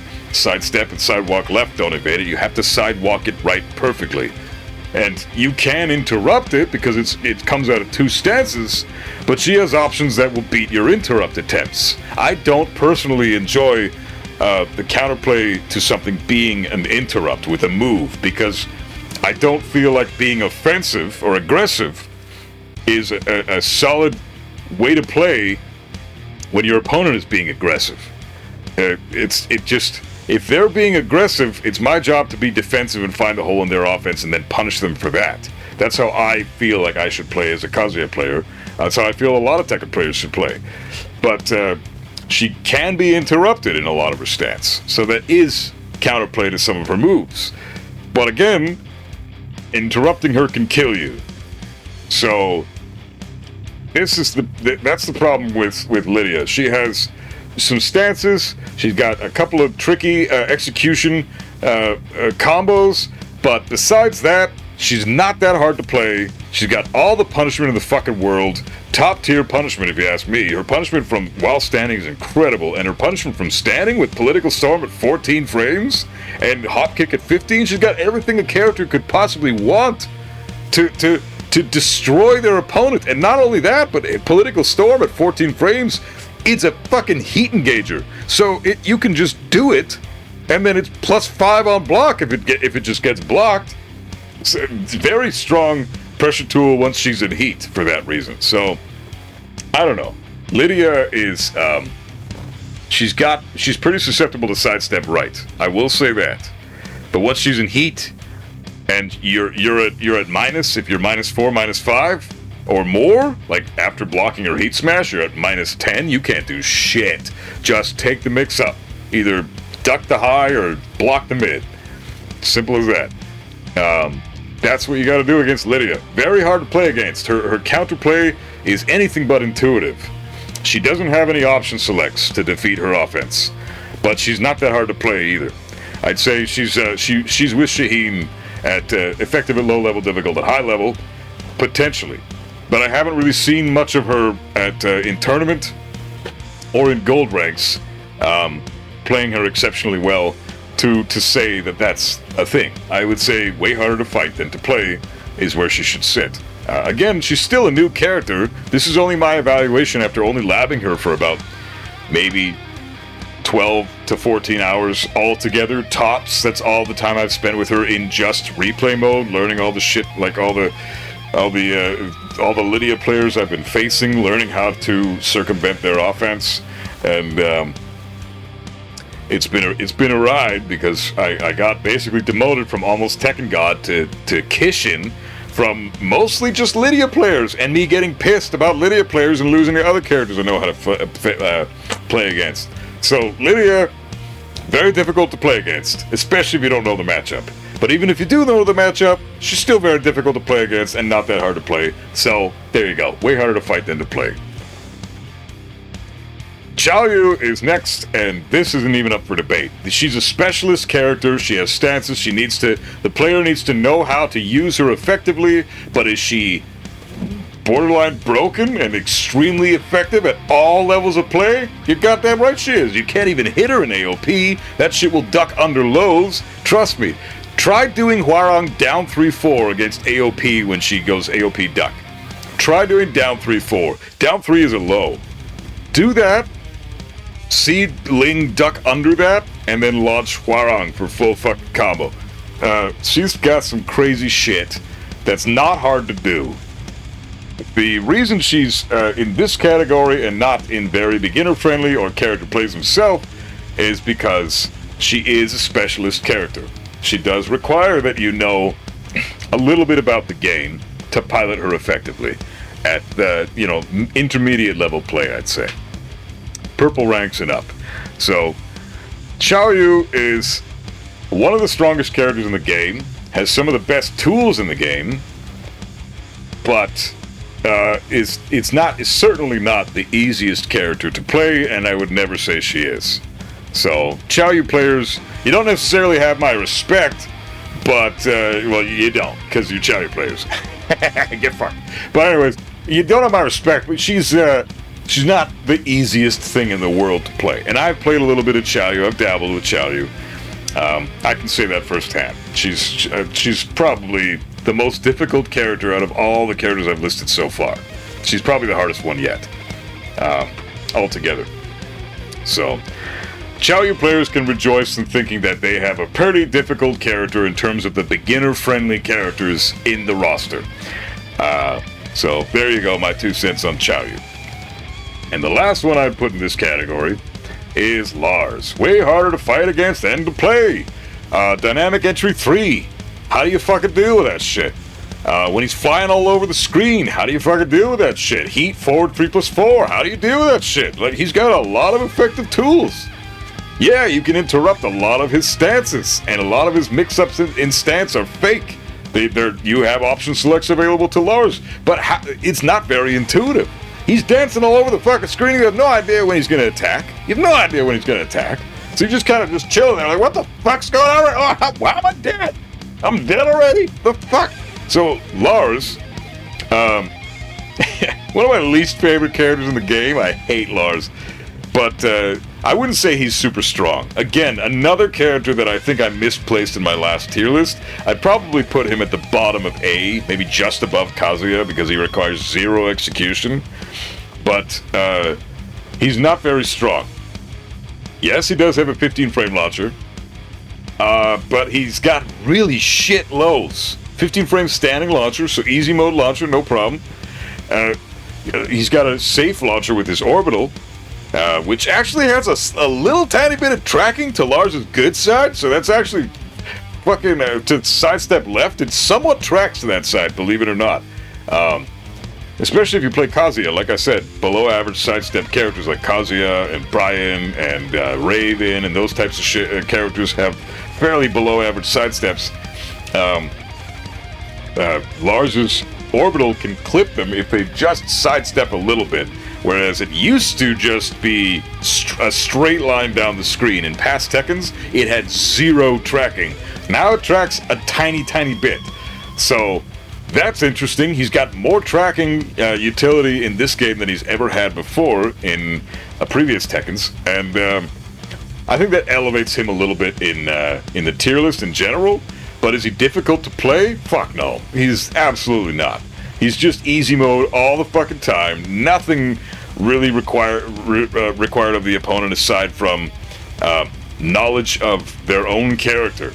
They don't need to know the cast to play Lars, right? And that's what separates these guys in these categories. All these characters, all you have to do to be very, very effective with them is know your character and how strong, and on the strong tools your character has, and then apply those tools effectively. You don't have to know defense. You don't have to know matchup knowledge if you pilot most of these characters, because these characters will deal with that shit for you. They have tools that will allow you to deal with players that don't know your character, even if you don't know their character. So a Lars player has an advantage over all the rest of the characters down here that haven't been listed yet, just for the fact that he is a very string-heavy, very stance-heavy, daunting character to watch on screen. It plays a lot of mind games with the opponent. The reason that that's so effective is because half of Tekken is mind games. Mind games and Tekken fundamentals and movement. Like that's how you play the game. And if you're making your opponent think harder than you have to think, you're already at a major advantage. Lars is in a great position in this game for that reason, up until you hit like Tekken King, Tekken Emperor, Tekken God. Then Lars becomes a bit of a nightmare to play. A lot of players in those ranks have a hard time because everybody knows how to deal with Lars by then. But those are still exceptionally high ranks. There's a very small percentage of people that will ever see Tekken King with their main character. Very few people will ever see that rank. I'm sorry, but it's just the case. And then don't even get me started on Tekken Emperor, Tekken God, and God Supreme, God of Destruction. No, almost no one is going to see those ranks. You've got a few hundred people in the world out of hundreds of thousands of players, potentially millions, that play Tekken. Only a couple hundred will ever see those ranks. A few hundred. So, that's the thing. Is Lars very easy to play at all the other ranks that the vast majority of players are currently sitting at?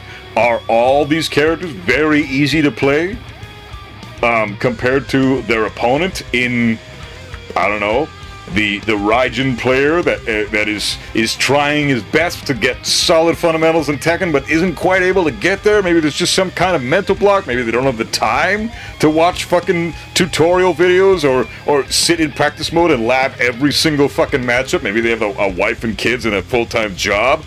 Yeah, Lars' players are going to kick the shit out of you. It's just the way it is. He's a very easy character to play, and he's very difficult to counterplay. So he is absolutely in this category. But does he play himself? Is he extremely beginner friendly? Well, is he the most beginner friendly you can possibly be? No, he requires a bit more from the player because he doesn't have very good loads. So for that reason, even though he's dancing all over the screen and playing mind games with the opponent all day, which is very effective, You're basically creating plus frames, artificial plus frames, against your opponent by fucking with their brain so much, just by existing on screen. That doesn't change the fact that he's still somewhat tricky compared to these guys and these guys, right? Lars does require a bit more from the player than these guys and these guys, but still somewhat less than I would say Xiao Yu. You don't need as many fundamentals as you would for if you were to pilot Xiao Yu. You don't need to be a Lars specialist to pilot him effectively.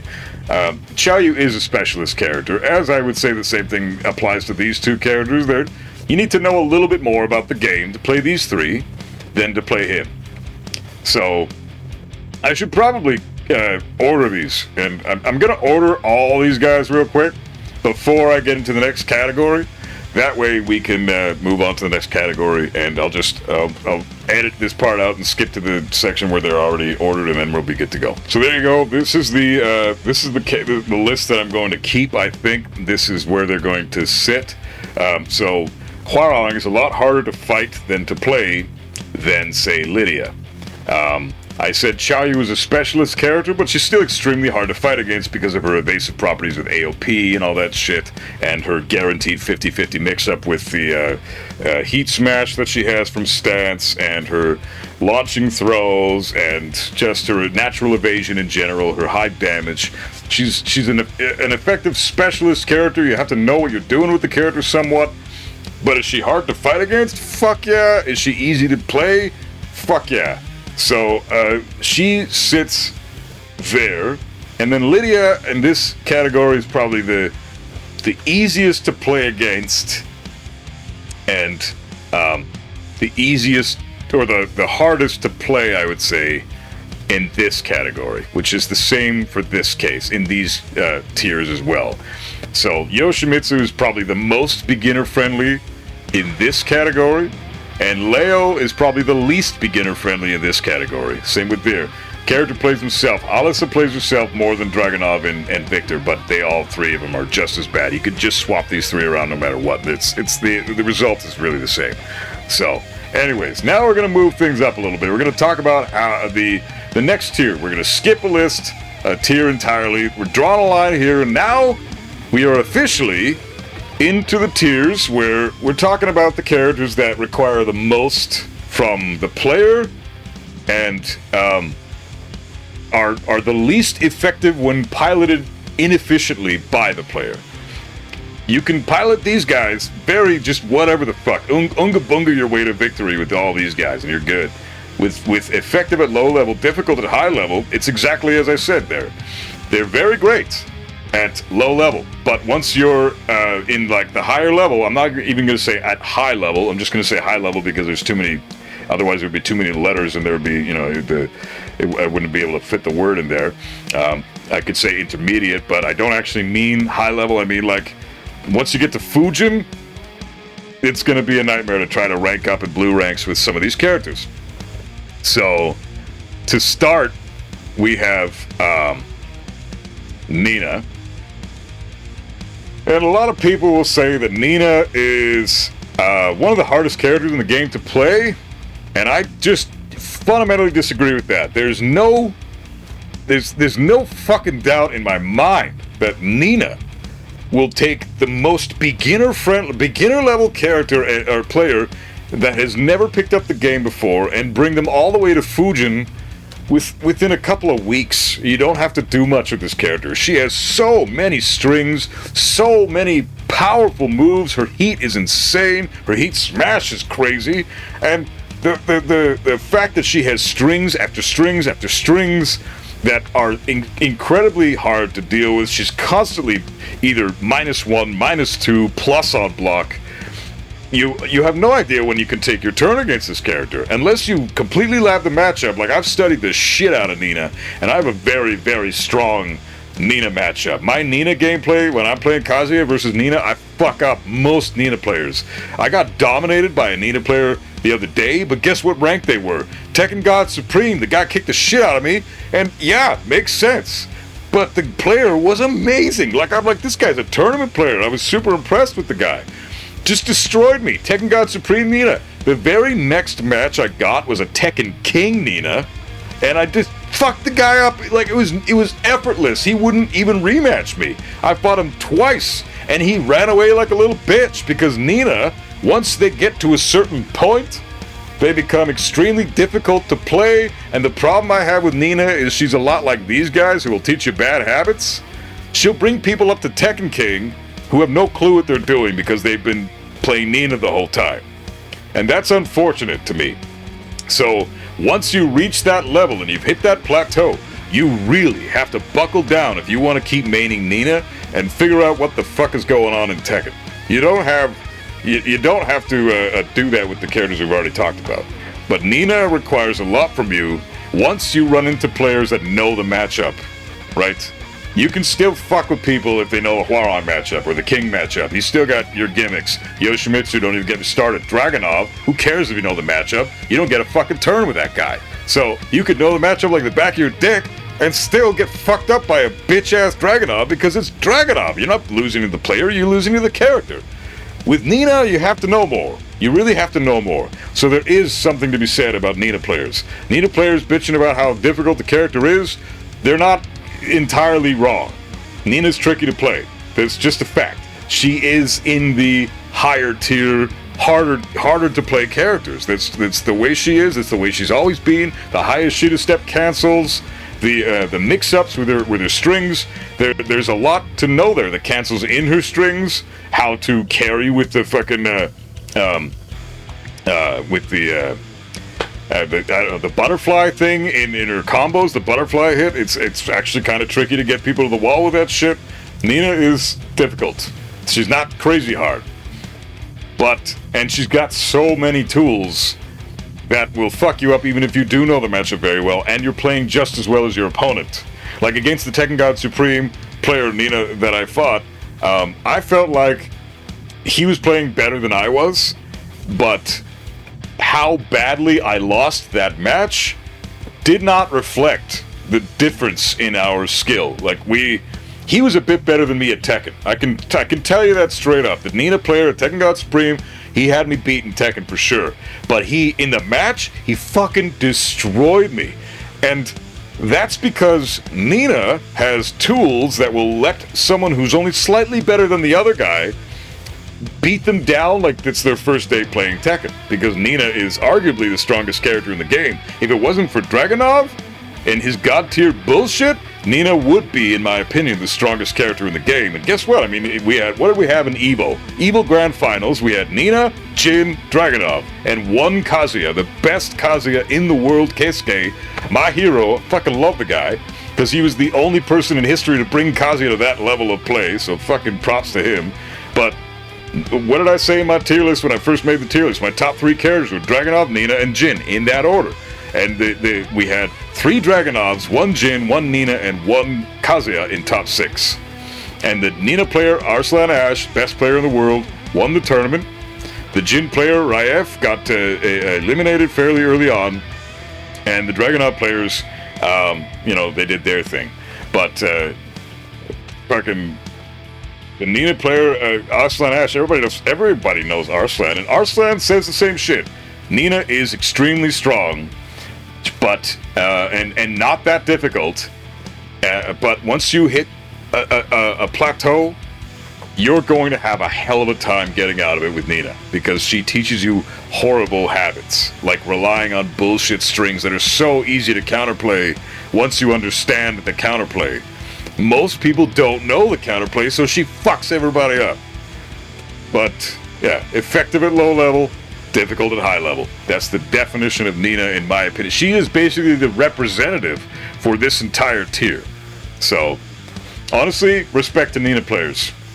I can't say otherwise. Respect to Nina players. Even if she is a bitch-ass character in this game with some broken tools, she's still hard to pilot, and I respect Nina players even if I get fucking wrecked by bullshit, because I don't feel like I'm playing against Dragunov. I feel like I'm playing against a talented Tekken player. So, next up on the list, if I check my notes here, what we got? We've got Lily.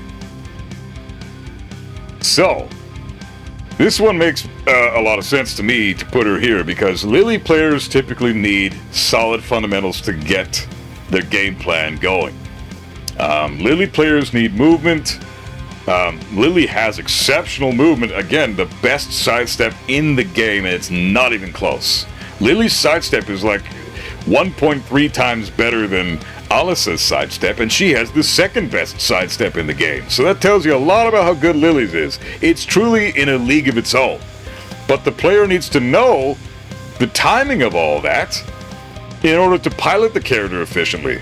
So at low level, you could fuck people up with strings all day. But again, same thing with Nina. Once you hit that plateau, she doesn't teach you the same bad habits Nina does, but she's very difficult to get out of that plateau. She's not as broken as she was during EVO Japan. She's been nerfed since then.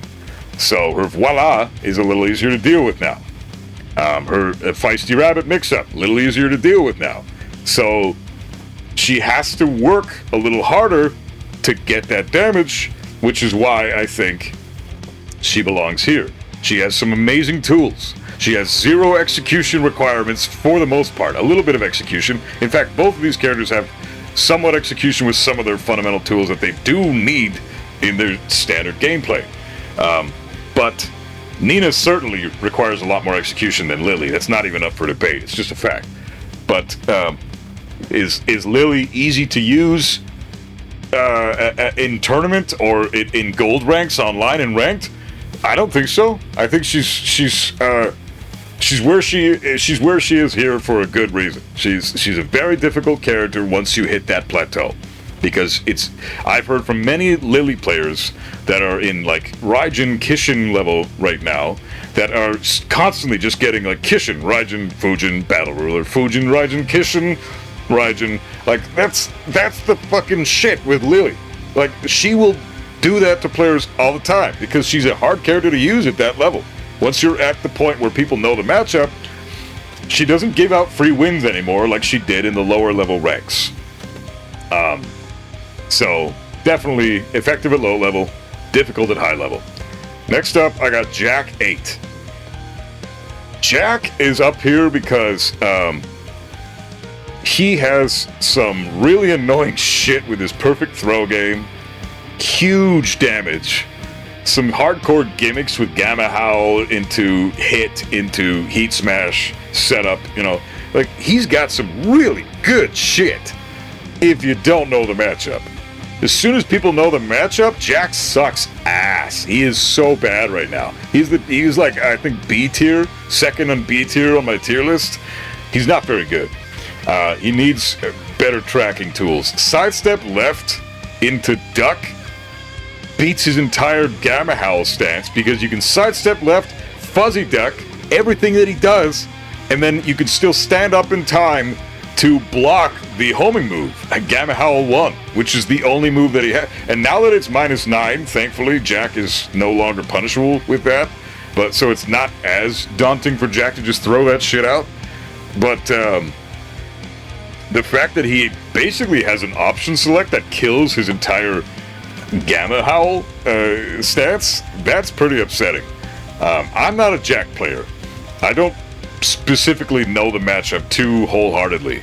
If I come across a Tekken God Supreme or a God of Destruction Jack player, there's a good chance they're gonna fuck my life up. I don't have enough matchup knowledge to about Jack yet, because I haven't been exposed to enough Jacks in my Tekken career, because I just don't have any Jacks that I come across. I don't know why. I just never see Jack as much as I should. So my knowledge against a really solid Jack player, like if I'm fighting a Jack that's just as good at Tekken as me, I'm probably gonna lose, because I just don't know the character as well as I could. But that doesn't change the fact that Jack is extremely hard to pilot at that level. Just because I don't understand the character doesn't mean that he's a bitch-ass character that I can bitch about. Just because I get fucked up by Jacks that are Tekken God Supreme and God of Destruction. You know, I'm trying to learn the matchup, but every time I learn Jack shit, every time I learn Jack shit, I fucking never run into Jacks anymore. For like 2 weeks, and then I finally run into one and I get fucked up. I know that sidestep left is very effective against Jack. So if players understand that as well, and they know about the Gamma Howl option select, Jack doesn't really have a lot of ways to get in on you aside from his perfect throw game, and his. That's about it. I can't even think of anything else that he has to get in on you with besides his perfect throw game. I mean, there's back two. It's pretty linear. Down back one, sidestep left, you kill it. You can launch punish him left. If you sidestep that move, just one tiny sidestep, down back one whiffs completely, sidestep left. Same with full crouch down forward one. Also very easy to sidestep left. And whiff punish for a full launch. And those are his two lows that he goes for all the time. So, I don't know, Jack has a lot of tools, but none of them are all that effective if you know how to play against Jack at a very high level. So, yeah, definitely a character that will destroy players up to Fujin Raijin, but once they cross that threshold and they hit that wall, these characters all suffer from the same problem. That wall is extremely hard to break once you're there with these characters. So, next up we got Lee. And Lee, in Tekken 7, he's much like Jin, except he's a smaller offender than Jin in Tekken 8. They didn't fuck with him too hard like they did with Jin, and honestly Law as well. Both these characters lost their identity completely in this game. Difficult to use, well, Law not so much, but Jin was supposed to be extremely difficult to use. Very fundamental tools based. Must have high knowledge of the cast to utilize Jin properly. That no longer applies now. Jin is just a monster at all fucking levels, and he gives free wins all the way up to God of Destruction. He is bullshit. And Lee is almost as bad in the way that he lost his identity. His high execution is pretty much gone, because he can just mash that shit out like his 10-frame punish. Acid Rain, he can just mash that shit out in fucking heat, and he gets his full 10-frame punish damage, like 40-something damage. And then his back two wall carry, that execution is gone. It's a lot easier to do that now. He also got while running 3-4 and back 3-3 to mix up those two things with. While running 3-4 is very difficult to sidestep. The second hit will clip you a lot of the time unless the sidestep is exceptionally perfect. Or a sidewalk, you have to sidewalk it. A sidestep will die. Sidewalk will dodge it if it's perfect.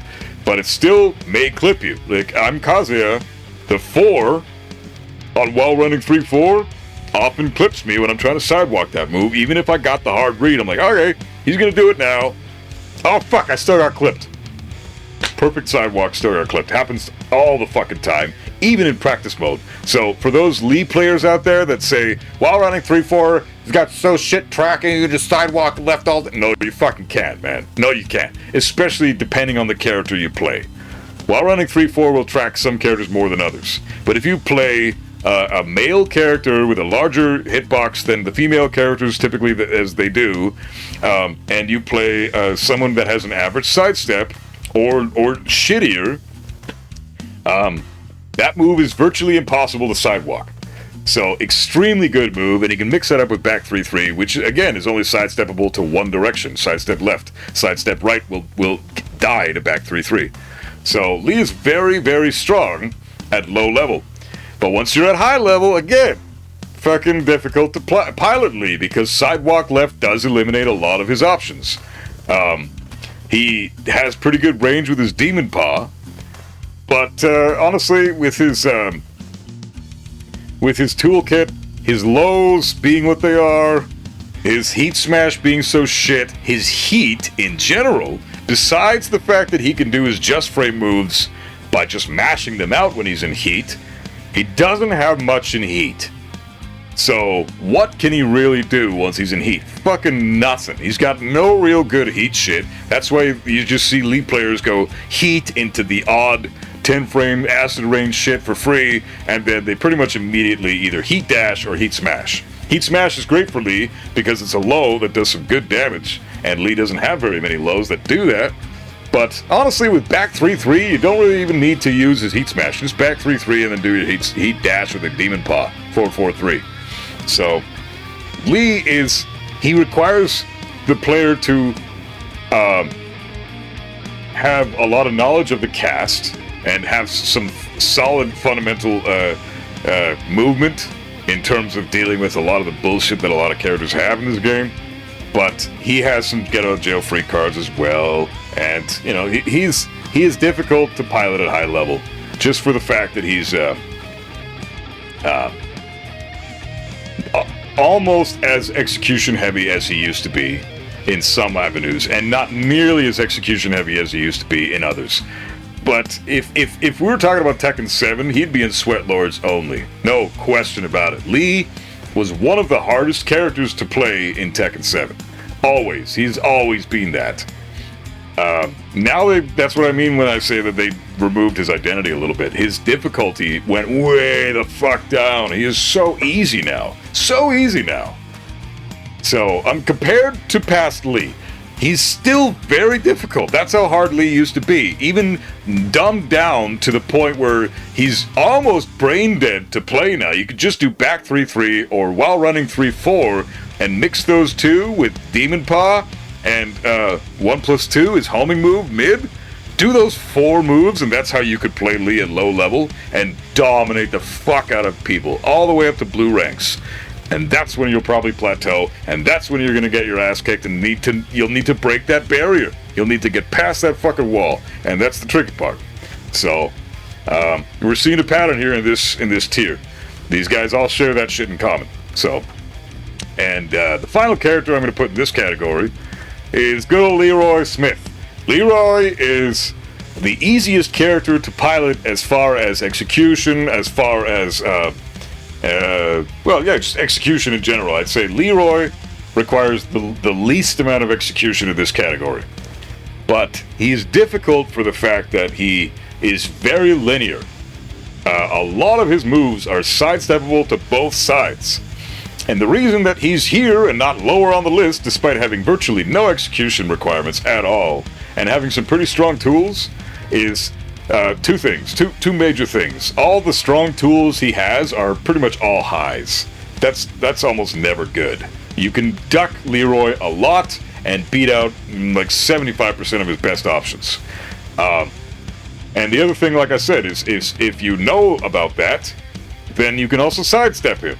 He has ways to beat that by having a 3-frame parry that's amazing, but it doesn't really matter if you know what Leroy's going to go for. If they're running their offense and you do a perfect sidestep, which it doesn't even have to be perfect. You could just do a leisurely, at your own leisure sidestep, sidewalk, and Leroy will probably get fucked up for it. So that's why he's difficult at high level and effective at low level. He's effective at low level because nobody sidesteps, nobody ducks. So yeah, Leroy's going to chip damage the shit out of players in low level. He's going to destroy them with down 3-4, or down 3-2. What is it? Is it down 3-2? Yeah, down 3-2. And into Hermit stance. That low hitting Hermit staff that he's got now is pretty effective.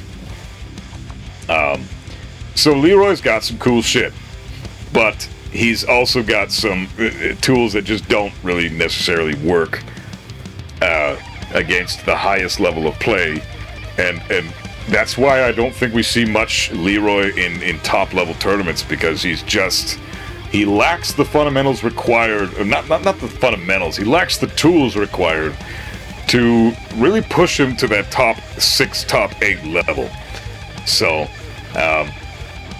that's why he's very difficult at high level. So let's order these guys real quick. Effective at low level difficult. I think Nina's the hardest character on this category for sure. Not even close. Then I'd say probably Lee. Then Lily. Then Jack. Then Leroy. Yeah, that's how it would go. So that's how I would order these guys. So all these guys in this list so far are in complete order. Finally, we're getting to the 2 categories I've been most excited to talk about, because a lot of the players that, or sorry, a lot of the characters that I play, or just dabble with, or fuck around with, or main, are in these final two categories. And the reason that I main these types of characters are because I'm a sweat lord. I like being that kind of a bitch. I like to fucking play the hardest character in fighting games, in any fighting game, because it makes me feel good. It's like, yeah, I'm doing shit. I don't know. Maybe I got low self-esteem or something. I don't know. Regardless, the first character I'm going to put in this category for fundamental knowledge required is Raven. This is where shit gets fucking real, man. These characters really make it so you have to know your shit in Tekken, okay? Raven is the first one on this list for fundamental knowledge required. Means you have to have a pretty hefty background in the entire cast to be piloted effectively at all levels, right? Raven has a lot of knowledge checks. Don't get me wrong. I'm not trying to say that, you know, for anybody who's struggling against Raven players out there that just can't fucking seem to understand Raven, I get it. He's got a fuck ton of moves that keep you guessing all the time and play a lot of mind games with you. But that doesn't change the fact that Raven doesn't really have any super strong tools that are going to carry him beyond his knowledge checks. His knowledge checks are an honest part of Tekken. It's not the Raven player's fault that you don't know the matchup, right? But you can know the matchup for all these characters. You know, Hwoarang, King, Jin, Yoshimitsu, Dragunov, Fang, the Bears, Shaheen, you know, Leo. You can know the matchup and they'll still fuck you up because they have the tools to get around your knowledge. Raven's knowledge checks are not that strong, in my opinion. He's got a really good down forward one that tracks both sides pretty damn well. His heat is okay, I guess. The clones become -3 on block instead of -14. But what does he have besides his heat smash and heat? His heat's not that good. Really isn't that good. He doesn't have a standard 15 frame launcher in the neutral. Not really. You know, I guess 443 can be 15 frames if you want it, but you can't buffer that move, as far as I know. I play Raven a little bit, and I've never really been able to buffer that move. Maybe I just suck, but if that's the case, then it's not you're not going to really be able to get it at 15 frames. A lot of the time, it's just going to come out at 16 frames. So, and then down forward 2 with Raven, again, 16 frames. You don't really have a solid... His 15 frame punish against like a Rage Art or something is down forward 4-4 into 3+4, the kick that lands on the ground, you know, for extra damage. Or you can do it, you know, down back 4 or something for even more damage. But he's got limited tools when it comes to punishment, and his poking game isn't very good. He's got, when he's back turned, he's like a different character entirely, but he can't block in that stance, so he has to resort to his parry if you're going to run your offense and he hasn't turned around yet. And if you delay your offense and he times the parry wrong, he's just going to eat a full back turn combo against you. So he plays very unsafe. So the reason that you have to have fundamental knowledge required to pilot this character is because you need to know how to play Raven to the utmost extent, and you need to know how to play Raven against the character you're playing against. You need to know, okay, I'm going to play Raven like this because I'm fighting Hwoarang. Okay, I'm going to play Raven like this because I'm fighting Kazuya. Okay, I can run my offense a little bit easier because I'm playing against a character like I don't know. What's the character that has a lot of pokes? Nina. Nina, for example. If you play against Nina, Raven's parry becomes very effective because Nina has a lot of pokes and a lot of strings, and she's always coming at you with everything she's got. So Raven can throw out his parry a little bit more. He might have an easier time against Nina. He's gonna have a very difficult time against characters like fucking Hwoarang, because again, string heavy pokes, but Hwoarang is a different beast entirely. Hwoarang is a lot of lows, and Raven it doesn't deal with lows very well. So you have to play Raven differently for almost every character in the cast, even if it's just slight variations in his gameplay. So you have to have fundamental knowledge, and you have to have an understanding of pretty much the whole cast. to play Raven effectively. And I'm talking like Mighty Ruler and up, which is not that high of a rank. So from like low intermediate and up, Raven is struggling. And that's why we never see Raven in tournaments. Not only is he so scarce, no one ever plays the fucking character, but if people did play Raven more, he'd be getting his ass kicked. He'd be fucking... People would know how to deal with him very well. It's because no one plays him that his knowledge checks exist, and that's not something I think should be applied to this category. Knowledge checks, at this point, you know, a lot of these characters have knowledge checks. A lot of them do. But Raven is an exception there, because he has knowledge checks, but he also requires so much knowledge to be used effectively. So that's my take on Raven. The other one in this category, next up, I would say Zafina. Zafina is a lot like Raven in that sense.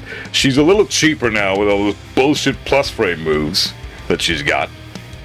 But again, the moment you figure out how to get around her plus frames, she really doesn't have much. Her lows are pretty trash, besides down 3. That's a great low. But it's minus 13 on block, so a lot of characters get some huge damage for that. And that's really the only low she's going to go with, and the rest of her lows are pretty much all launch punishable. So just fucking kill her anytime she does a low. She's only going to really do down 3, right? And that sets up a lot of her other tools, because she'll get plus 5 from that. She has some natural evasion in her stances, and of course, the Tarantula stance down forward 1 or Mantis stance down forward 1, amazing moves. But she doesn't really have heat. Again, like Raven, her heat is non-existent. All it does is turn some moves into power crushes, which is irrelevant for the most part, because those moves that get turned into power crushes, a lot of them are plus frames after getting hit by a plus frame attack, so no one's going to be pressing into that shit anyways. So the power crush mechanic for those moves is pretty much useless. There's no reason to have it. The only good thing she gets from heat is her heat dashes and her heat smash. That's it. Even Raven, who I just said has shit heat, he's got better shit than she does in heat. So heat is the most important tool in this fucking game, and if your heat is trash, you gotta work pretty hard to beat your opponent. And if your opponent knows the matchup, your character with Zafina, she becomes quite fucking difficult, man. Plus, knowing how to transition from stances from stance to stance and keep the momentum up. Yes, she has moves that can keep her momentum outside of stance, like while running 1+2. But she still needs to have. You still need to have that knowledge available to you for when you do transition into the stances. She's got so many options out of stance that you have to constantly be thinking with this character. Zafina is in my opinion, I think she's probably the easiest character in this category as far as I'm concerned. I'd say so. In fact, she is. But I still think that you could say that she's effective at low level, difficult at high level. You could say she's in this tier with these guys. She's the lowest fundamental knowledge required for this category out of all of them that I'm going to list. Zafina requires the least fundamental knowledge, but it still exists, and I consider her more difficult than these guys because of the knowledge required. Once people know how to circumvent your offense, you can still kind of put up a bit of a fight with these guys if your offense is being dealt with correctly by your top level opponent. With Zafina, it becomes a little trickier, and that's why I think that we never see her in tournament. So there's something to be said about a very high lack of tournament appearance for specific characters. If we see 1 or 2 in top, in top 64 on a regular basis, like 1, 2, then that character is probably pretty weak. We never see Zafina or Raven in top 64 ever. So I think that tells me everything I need to know about the characters. Plus, I dabble with both of these guys. I like them a lot. They're a lot of fun to play, and they were certainly my easiest fucking Kishin ranks. Like these guys, it was nothing to get Kishin with these guys. But once I hit kissing, man, I had to pull my fucking bootstraps. There was a lot of work I had to put into making these guys a little easier to pilot for me. So certainly not easy characters to play. But Zafina, a little easier than Raven, I would say, if I had to pick one between the other. Next up, I'm going to say Paul. Fundamental knowledge required. He's a big single-hit character. He is Tekken 101. Paul is Fundamentals 101. Some people are like, what the fuck? Paul's so strong. He's a bullshit 13 frame heat engager launcher. Fucking, come on, man. Death Fist and Demo Man. Blah, blah, blah, blah. Yeah. But he's got all those tools, but if he didn't, he'd suck ass. He's super fucking, he's super not string heavy at all. His strings are trash. So what the fuck are you gonna do against a player who's just spamming strings in your face if you're playing Paul? He's a fundamental based character. He requires knowledge of the cast to deal with the cast appropriately. You have to know which character do you want to be in the face of when you play Paul? Which character do you want to avoid when you're playing Paul? Which character, do I have to be the most worried about when I'm throwing out death fists? Like, which character could punish me the most? Oh, I should probably use my death fist the least against this one because, I don't know, Huaron could punish my death fist with a full launch. So I should probably not do that, right? Back 3 will kill Paul if he hits with a death fist and it gets blocked, right? So there's things you need to know about the cast that you don't necessarily need to know with any of the beginner-friendly characters. And Paul also has a little bit of execution with the Death Fist and all that, right? And the Demo Man just frame as well. So there's a little bit to Paul in terms of execution. He plays virtually the same game as Kazuya, but to a much easier extent. Paul is way easier to use than Kazuya.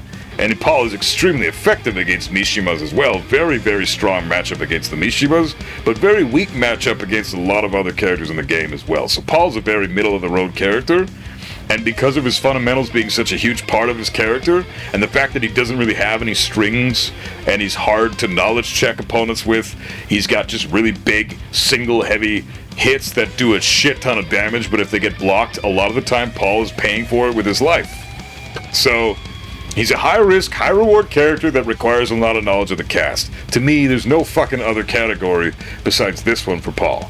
And I respect Paul players, even if they kick my ass against... I get my ass kicked regularly against Paul players because Kazuya is very, very shit against Paul. Paul is a very strong Kazuya matchup. But, especially since Paul has a 14-frame launcher from standing, like, he can launch a lot of Kazuya's stuff that no one else really can. So that makes Paul pretty effective against the Mishimas in general. But he's still a difficult character to play. Fundamental knowledge is absolutely required if you want to get Paul past Tekken King or any of that shit. So, respect to Paul players, even though you guys fuck me up all the time. I can't help, I can't even get mad at you guys. I can't fucking get mad at you guys. It's my own fault for being shitty at the Paul matchup and playing a character that Paul just naturally eats for fucking breakfast. Kazuya doesn't get along with Paul very well. Even if in the lore he beat his ass, in the game, it's the opposite. So. And final character in this category I'm going to say is Reina. I'm going to order these real quick. Reina is for sure the hardest character in this category. It's not even close. I would say Raven next, then Zafina, then Paul. Yeah, there we go. That's probably good right there. But Reina is a Mishima. She is a fucking Mishima, so of course she's difficult to play. That's just the case. Mishimas don't need a fucking introduction. You know that if they're a Mishima, they're probably going to be hard to play. And look at Reina's win-loss ratio online. She is the bottom of the fucking list as far as I know still. I might be wrong about that now, so don't quote me on that. But she's still bottom of the fucking list. Reina. So nobody's winning with her online. Is she very strong? Yeah, fuck yeah, she's strong. She's top of A tier in my opinion, maybe even S tier. Although we haven't seen enough tournament performance with her to really say for sure, but She's very fucking strong, and by far the strongest Mishima, because Jin is not a Mishima. Otherwise, he would be the strongest. But Reina, she doesn't need the electric all the time, but she still kind of needs it. She has Raiden with forward forward 2. Stupid move, but you can sidestep it now, since the nerf. She has Hell Sweep. That isn't very good. She has her Heaven's Wrath stance. That's pretty fucking great with the throws and all that. She's got some strong tools. But if you want to pilot Reina effectively, you need proper execution and fundamental knowledge of the entire cast as far as her punishment goes, because she's got Mishima level punishment, which means in order to utilize that properly, you have to apply it right, which means you have to punish people, which means you have to know what the fuck to punish, and that requires knowledge of the whole cast. So, can Reina keep the opponent in check and get free wins in low level? Fuck yeah. Does she get destroyed in blue ranks and above? Fuck yeah. The evidence is there. We have data on this. It's official. What was that, like 700,000 slots of data were measured, and Reina had the lowest win rate in the fucking game, and then right above her was Kazuya? So, yeah, Mishimas are hard to play, man. It's just the case. Even the bullshit hard, super easy Mishima is still hard to play. Reina is by far the easiest Mishima, and by far the strongest Mishima. But she's still a Mishima. So, there's no arguing that, man. Reina is fucking crazy. She's very difficult. Electric is still a tool that you need with her at all times for whip punishment, even if she does have a down forward 2. The damage is shit with down forward 2. With electric, the damage is exceptional. So you want to whip punish with electric. And that requires a lot of practice from the player. And then you have to have the fundamental knowledge on top of that for the whole cast. So don't take my word for it. Just because you're having a hard time playing against Reina doesn't mean Reina players aren't having a hard time all over the world. She's very hard to use. So that about does it for fundamental knowledge required. These are the hardest characters we've talked about so far. But all of these characters are quite difficult for different reasons. And this is the proper order for everybody. But yeah, I think that looks pretty good. Now we're into the Sweat Lords only category, and there's only 4 characters left, so you already know which ones they are. I'm gonna just throw them all up there and talk about them one at a time. Because it's stupid if I don't. This is not even up for debate. Those 4 are in a league of their own. They're in their own special category for Sweat Lords only. Steve is the easiest of the 4, but he's still the 4th hardest character to play. And it's not even close. Steve has no 15 frame or even 16, 17, 18, nothing good to launch with anything in the neutral from standing. From while standing, he's got full crouch down forward 2 at 16 frames, and that's it. He's got no 15 frame launcher from while standing, so his punishment is shit. On top of that, he's a quintessential counter hit style character, yet has shittier counter hit game than Lee and King, right? So even the thing that Steve is supposed to excel at, he gets outclassed by other easier characters to play. On top of that, he's got all his cancels. He has ridiculous. He needs absolute knowledge of the cast to know how to run his game plan. Whether or not he's gonna want to be sidestepping all the time, or just attacking in their face, or if he needs to be more defensive. The good thing about Steve is that he's very safe. So he is often not very punishable by a lot of the cast, but that doesn't change the fact that a lot of the time, he has a very hard matchup against, for example, Nina. Very difficult to play against because of the tools that she has available to her. She goes under a lot of his highs, and Steve is a very high base character. 1-2-1, 1-2, back 1. Those moves are fucking all highs, right? Up forward 2 is homing move. It's a high.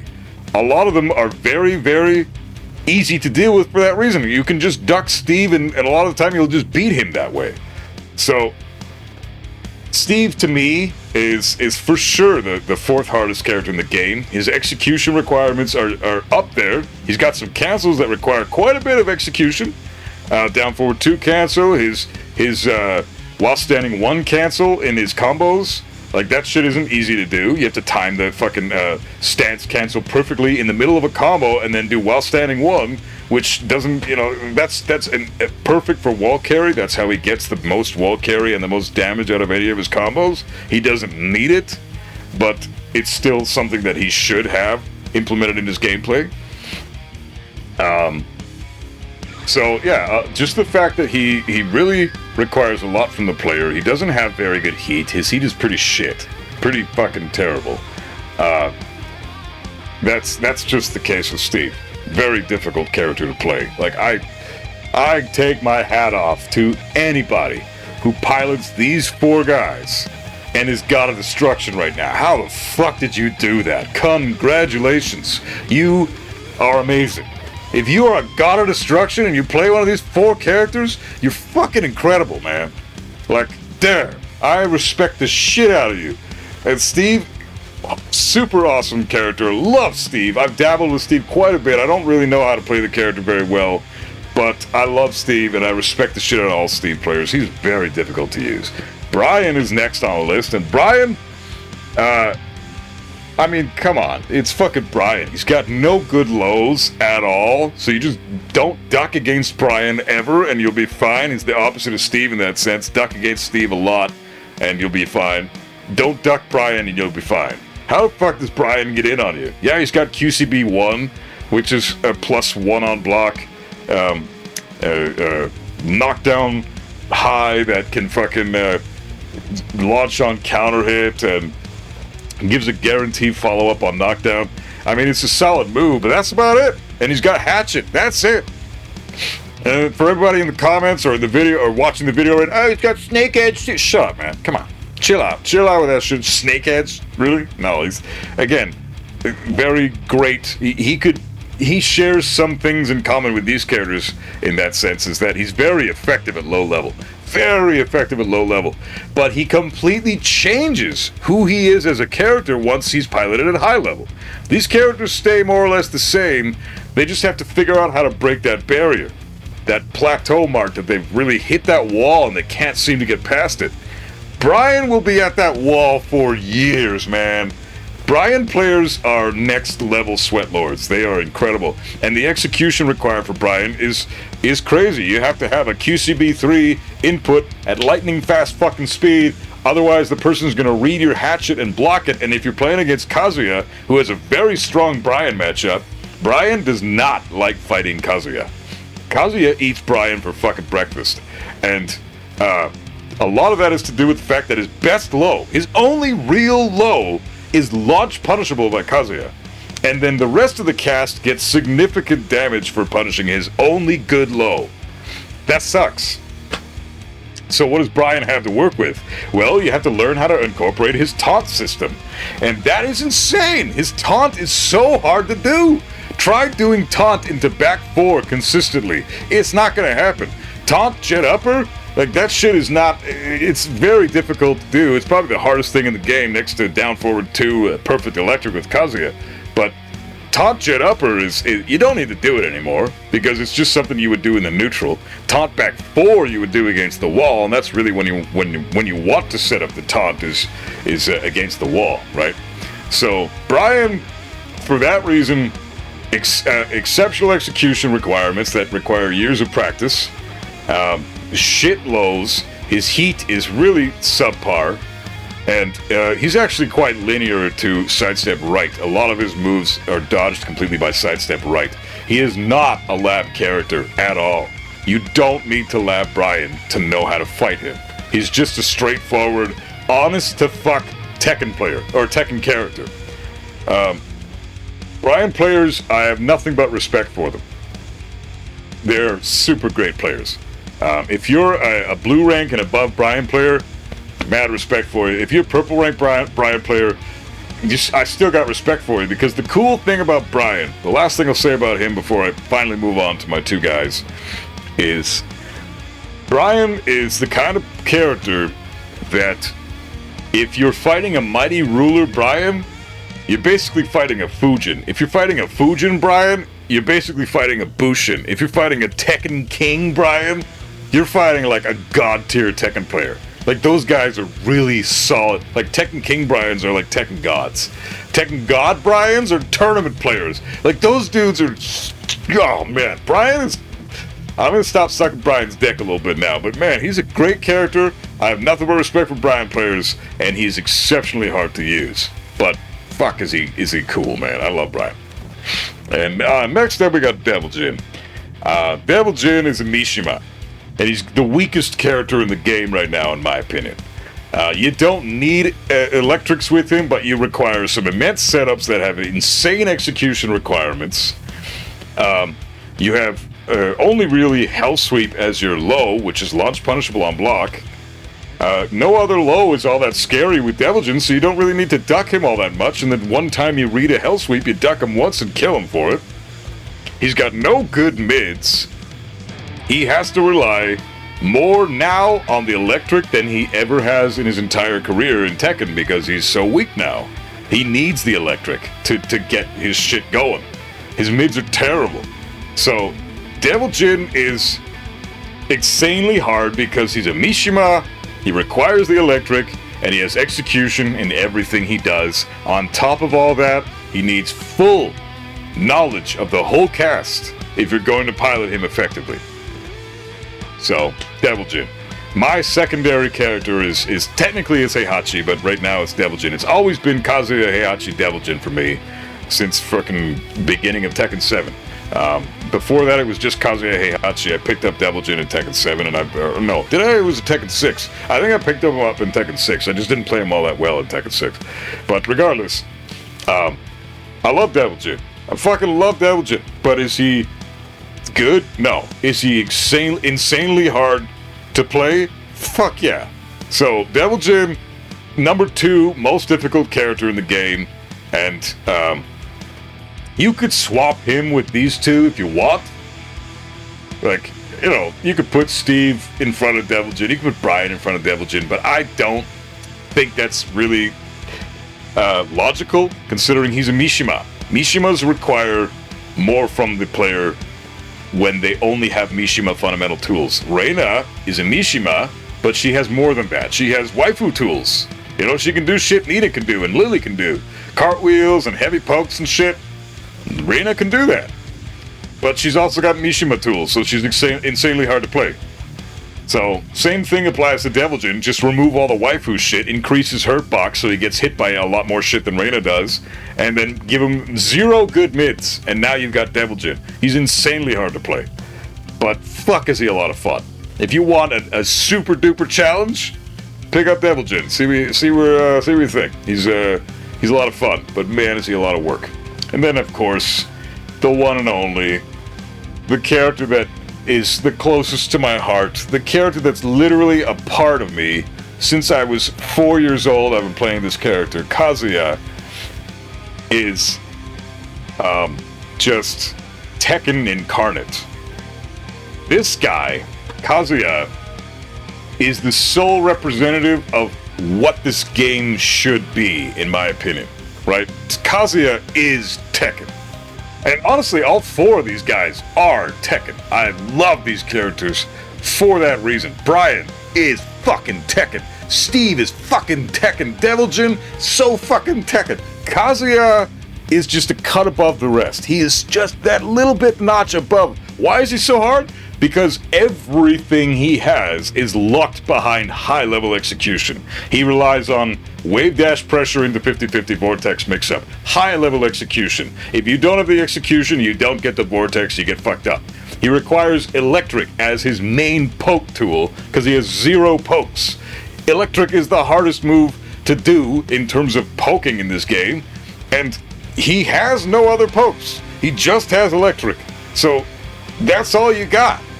You got a just frame move as your go-to tool in the neutral. That already puts him above everybody else. Just making it so that I don't have a sidestep into down forward 2 immediate launch punish. There were so many matches that I have lost because I sidestepped my opponent, after a hard read, I sidestep them perfectly in the correct direction, and then I go to launch them, and I'll get down 2 or down forward 2 because execution. My execution just wasn't on point at that moment. If you're not on point at that moment, you could potentially lose every round. You could potentially lose at least that round. And usually you do, because if you get down 2, now your opponent gets their turn back, and now it's their turn to whiff punish you. So now, even though I did the correct play, my misinput, which is very common with Kazuya and Deviljin, my misinput cost me that round. And now I gotta just, round 2 fight. Okay, no misinputs, please. Okay, I'm on point this time. Sick, my execution's good. Sidestep, whip, punish, electric. Yeah, fucking got it. Alright, full damage. Kill my opponent because his damage is so sick. But if you fuck it up, he's got nothing else. He's got no other real way to get damage in on the opponent in terms of combos, getting them to the wall, and then getting to where he wants to be. Kazuya wants to be in your opponent's face at the wall. He wants to be the fuck away from your opponent in the neutral. But at the wall, Kazuya is a nightmare to deal with. He is one of the best characters in the game against the wall. But regardless of how strong he is, which he's very strong in this game, now, finally, he is the hardest character to pilot in Tekken 8. It's not even close. He should really just be in a tier on his own, because he's that fucking difficult, but I'm not going to be a conceited little bitch just because he's my main. He's as difficult as these other 3 in the broad spectrum, because there's more to it than just execution. Even though, yes, he's the hardest character in terms of execution, bar none, but when looking at the big picture, he's about as hard as those other 3. They're all in contention for the hardest character in the game. Kazuya has always been that way. I hope he always will be that way. I hope they never give him an easy mode electric outside of heat, because that would break my fucking heart. That's the whole point of the character. You work your ass off, you master these really cool and addictive to use techniques, and then you apply them in real time, and it's the most satisfying thing I've ever experienced in a fighting game. And that's why Kazuya is just so appealing to me. He's exceptionally hard to use, and that's why I chose him as my character 30 years ago. So, there you go. My character difficulty tier list, ranked in order, from the hardest character in the game being Kazuya to the easiest character in the game being Alisa. Let me know what you guys think in the comments. I'm sorry this is such a long-ass video, but it's fucking, it is what it is. I got a lot to say, and this is my favorite game on the planet, and I'm just really passionate about this shit, so whatever. I hope you enjoyed it. Everybody, please like, comment, subscribe. Let me know what you think of the comments. If you don't have anything to say, just fucking put something in the comments like, oh, this guy's really buff. I appreciate all the, hey, this guy's really buff comments, because I get like 50 of them every fucking video I upload, so, thanks for that. But honestly, that's great. Cool. If that's all you gotta say, I love you for it. That's fine. But if you have a lot more to say and you want to give your input on this and you have your disagreements, then we can have a back and forth in the comments as we do. I want everyone to know now that unless I'm coming at you in like a hostile way and saying, hey, you're stupid or something, I am not being hostile. I'm just responding to your comment and saying, yeah, I disagree with whatever you're saying, or I agree with whatever you're saying, and here's why. That's the gist of what I'm trying to get at, because some people have been getting a little upset with my responses in the comments, like, oh, you didn't have to be mean by saying that I was wrong about da-da-da-ba-ba-da-ba. Well then, fucking, first of all, just quit being a bitch, because I'm not trying to be mean. And second, maybe learn a little bit more about the game before you give your 2 cents about stuff that I already demonstrated as incorrect in past videos that I've already made, right? So, my 2 cents on the YouTube comments, but really YouTube comments are YouTube comments. So I love all you guys though. You're the shit. Thank you for being here. Like, comment, subscribe, and keep rocking out and keep gaming.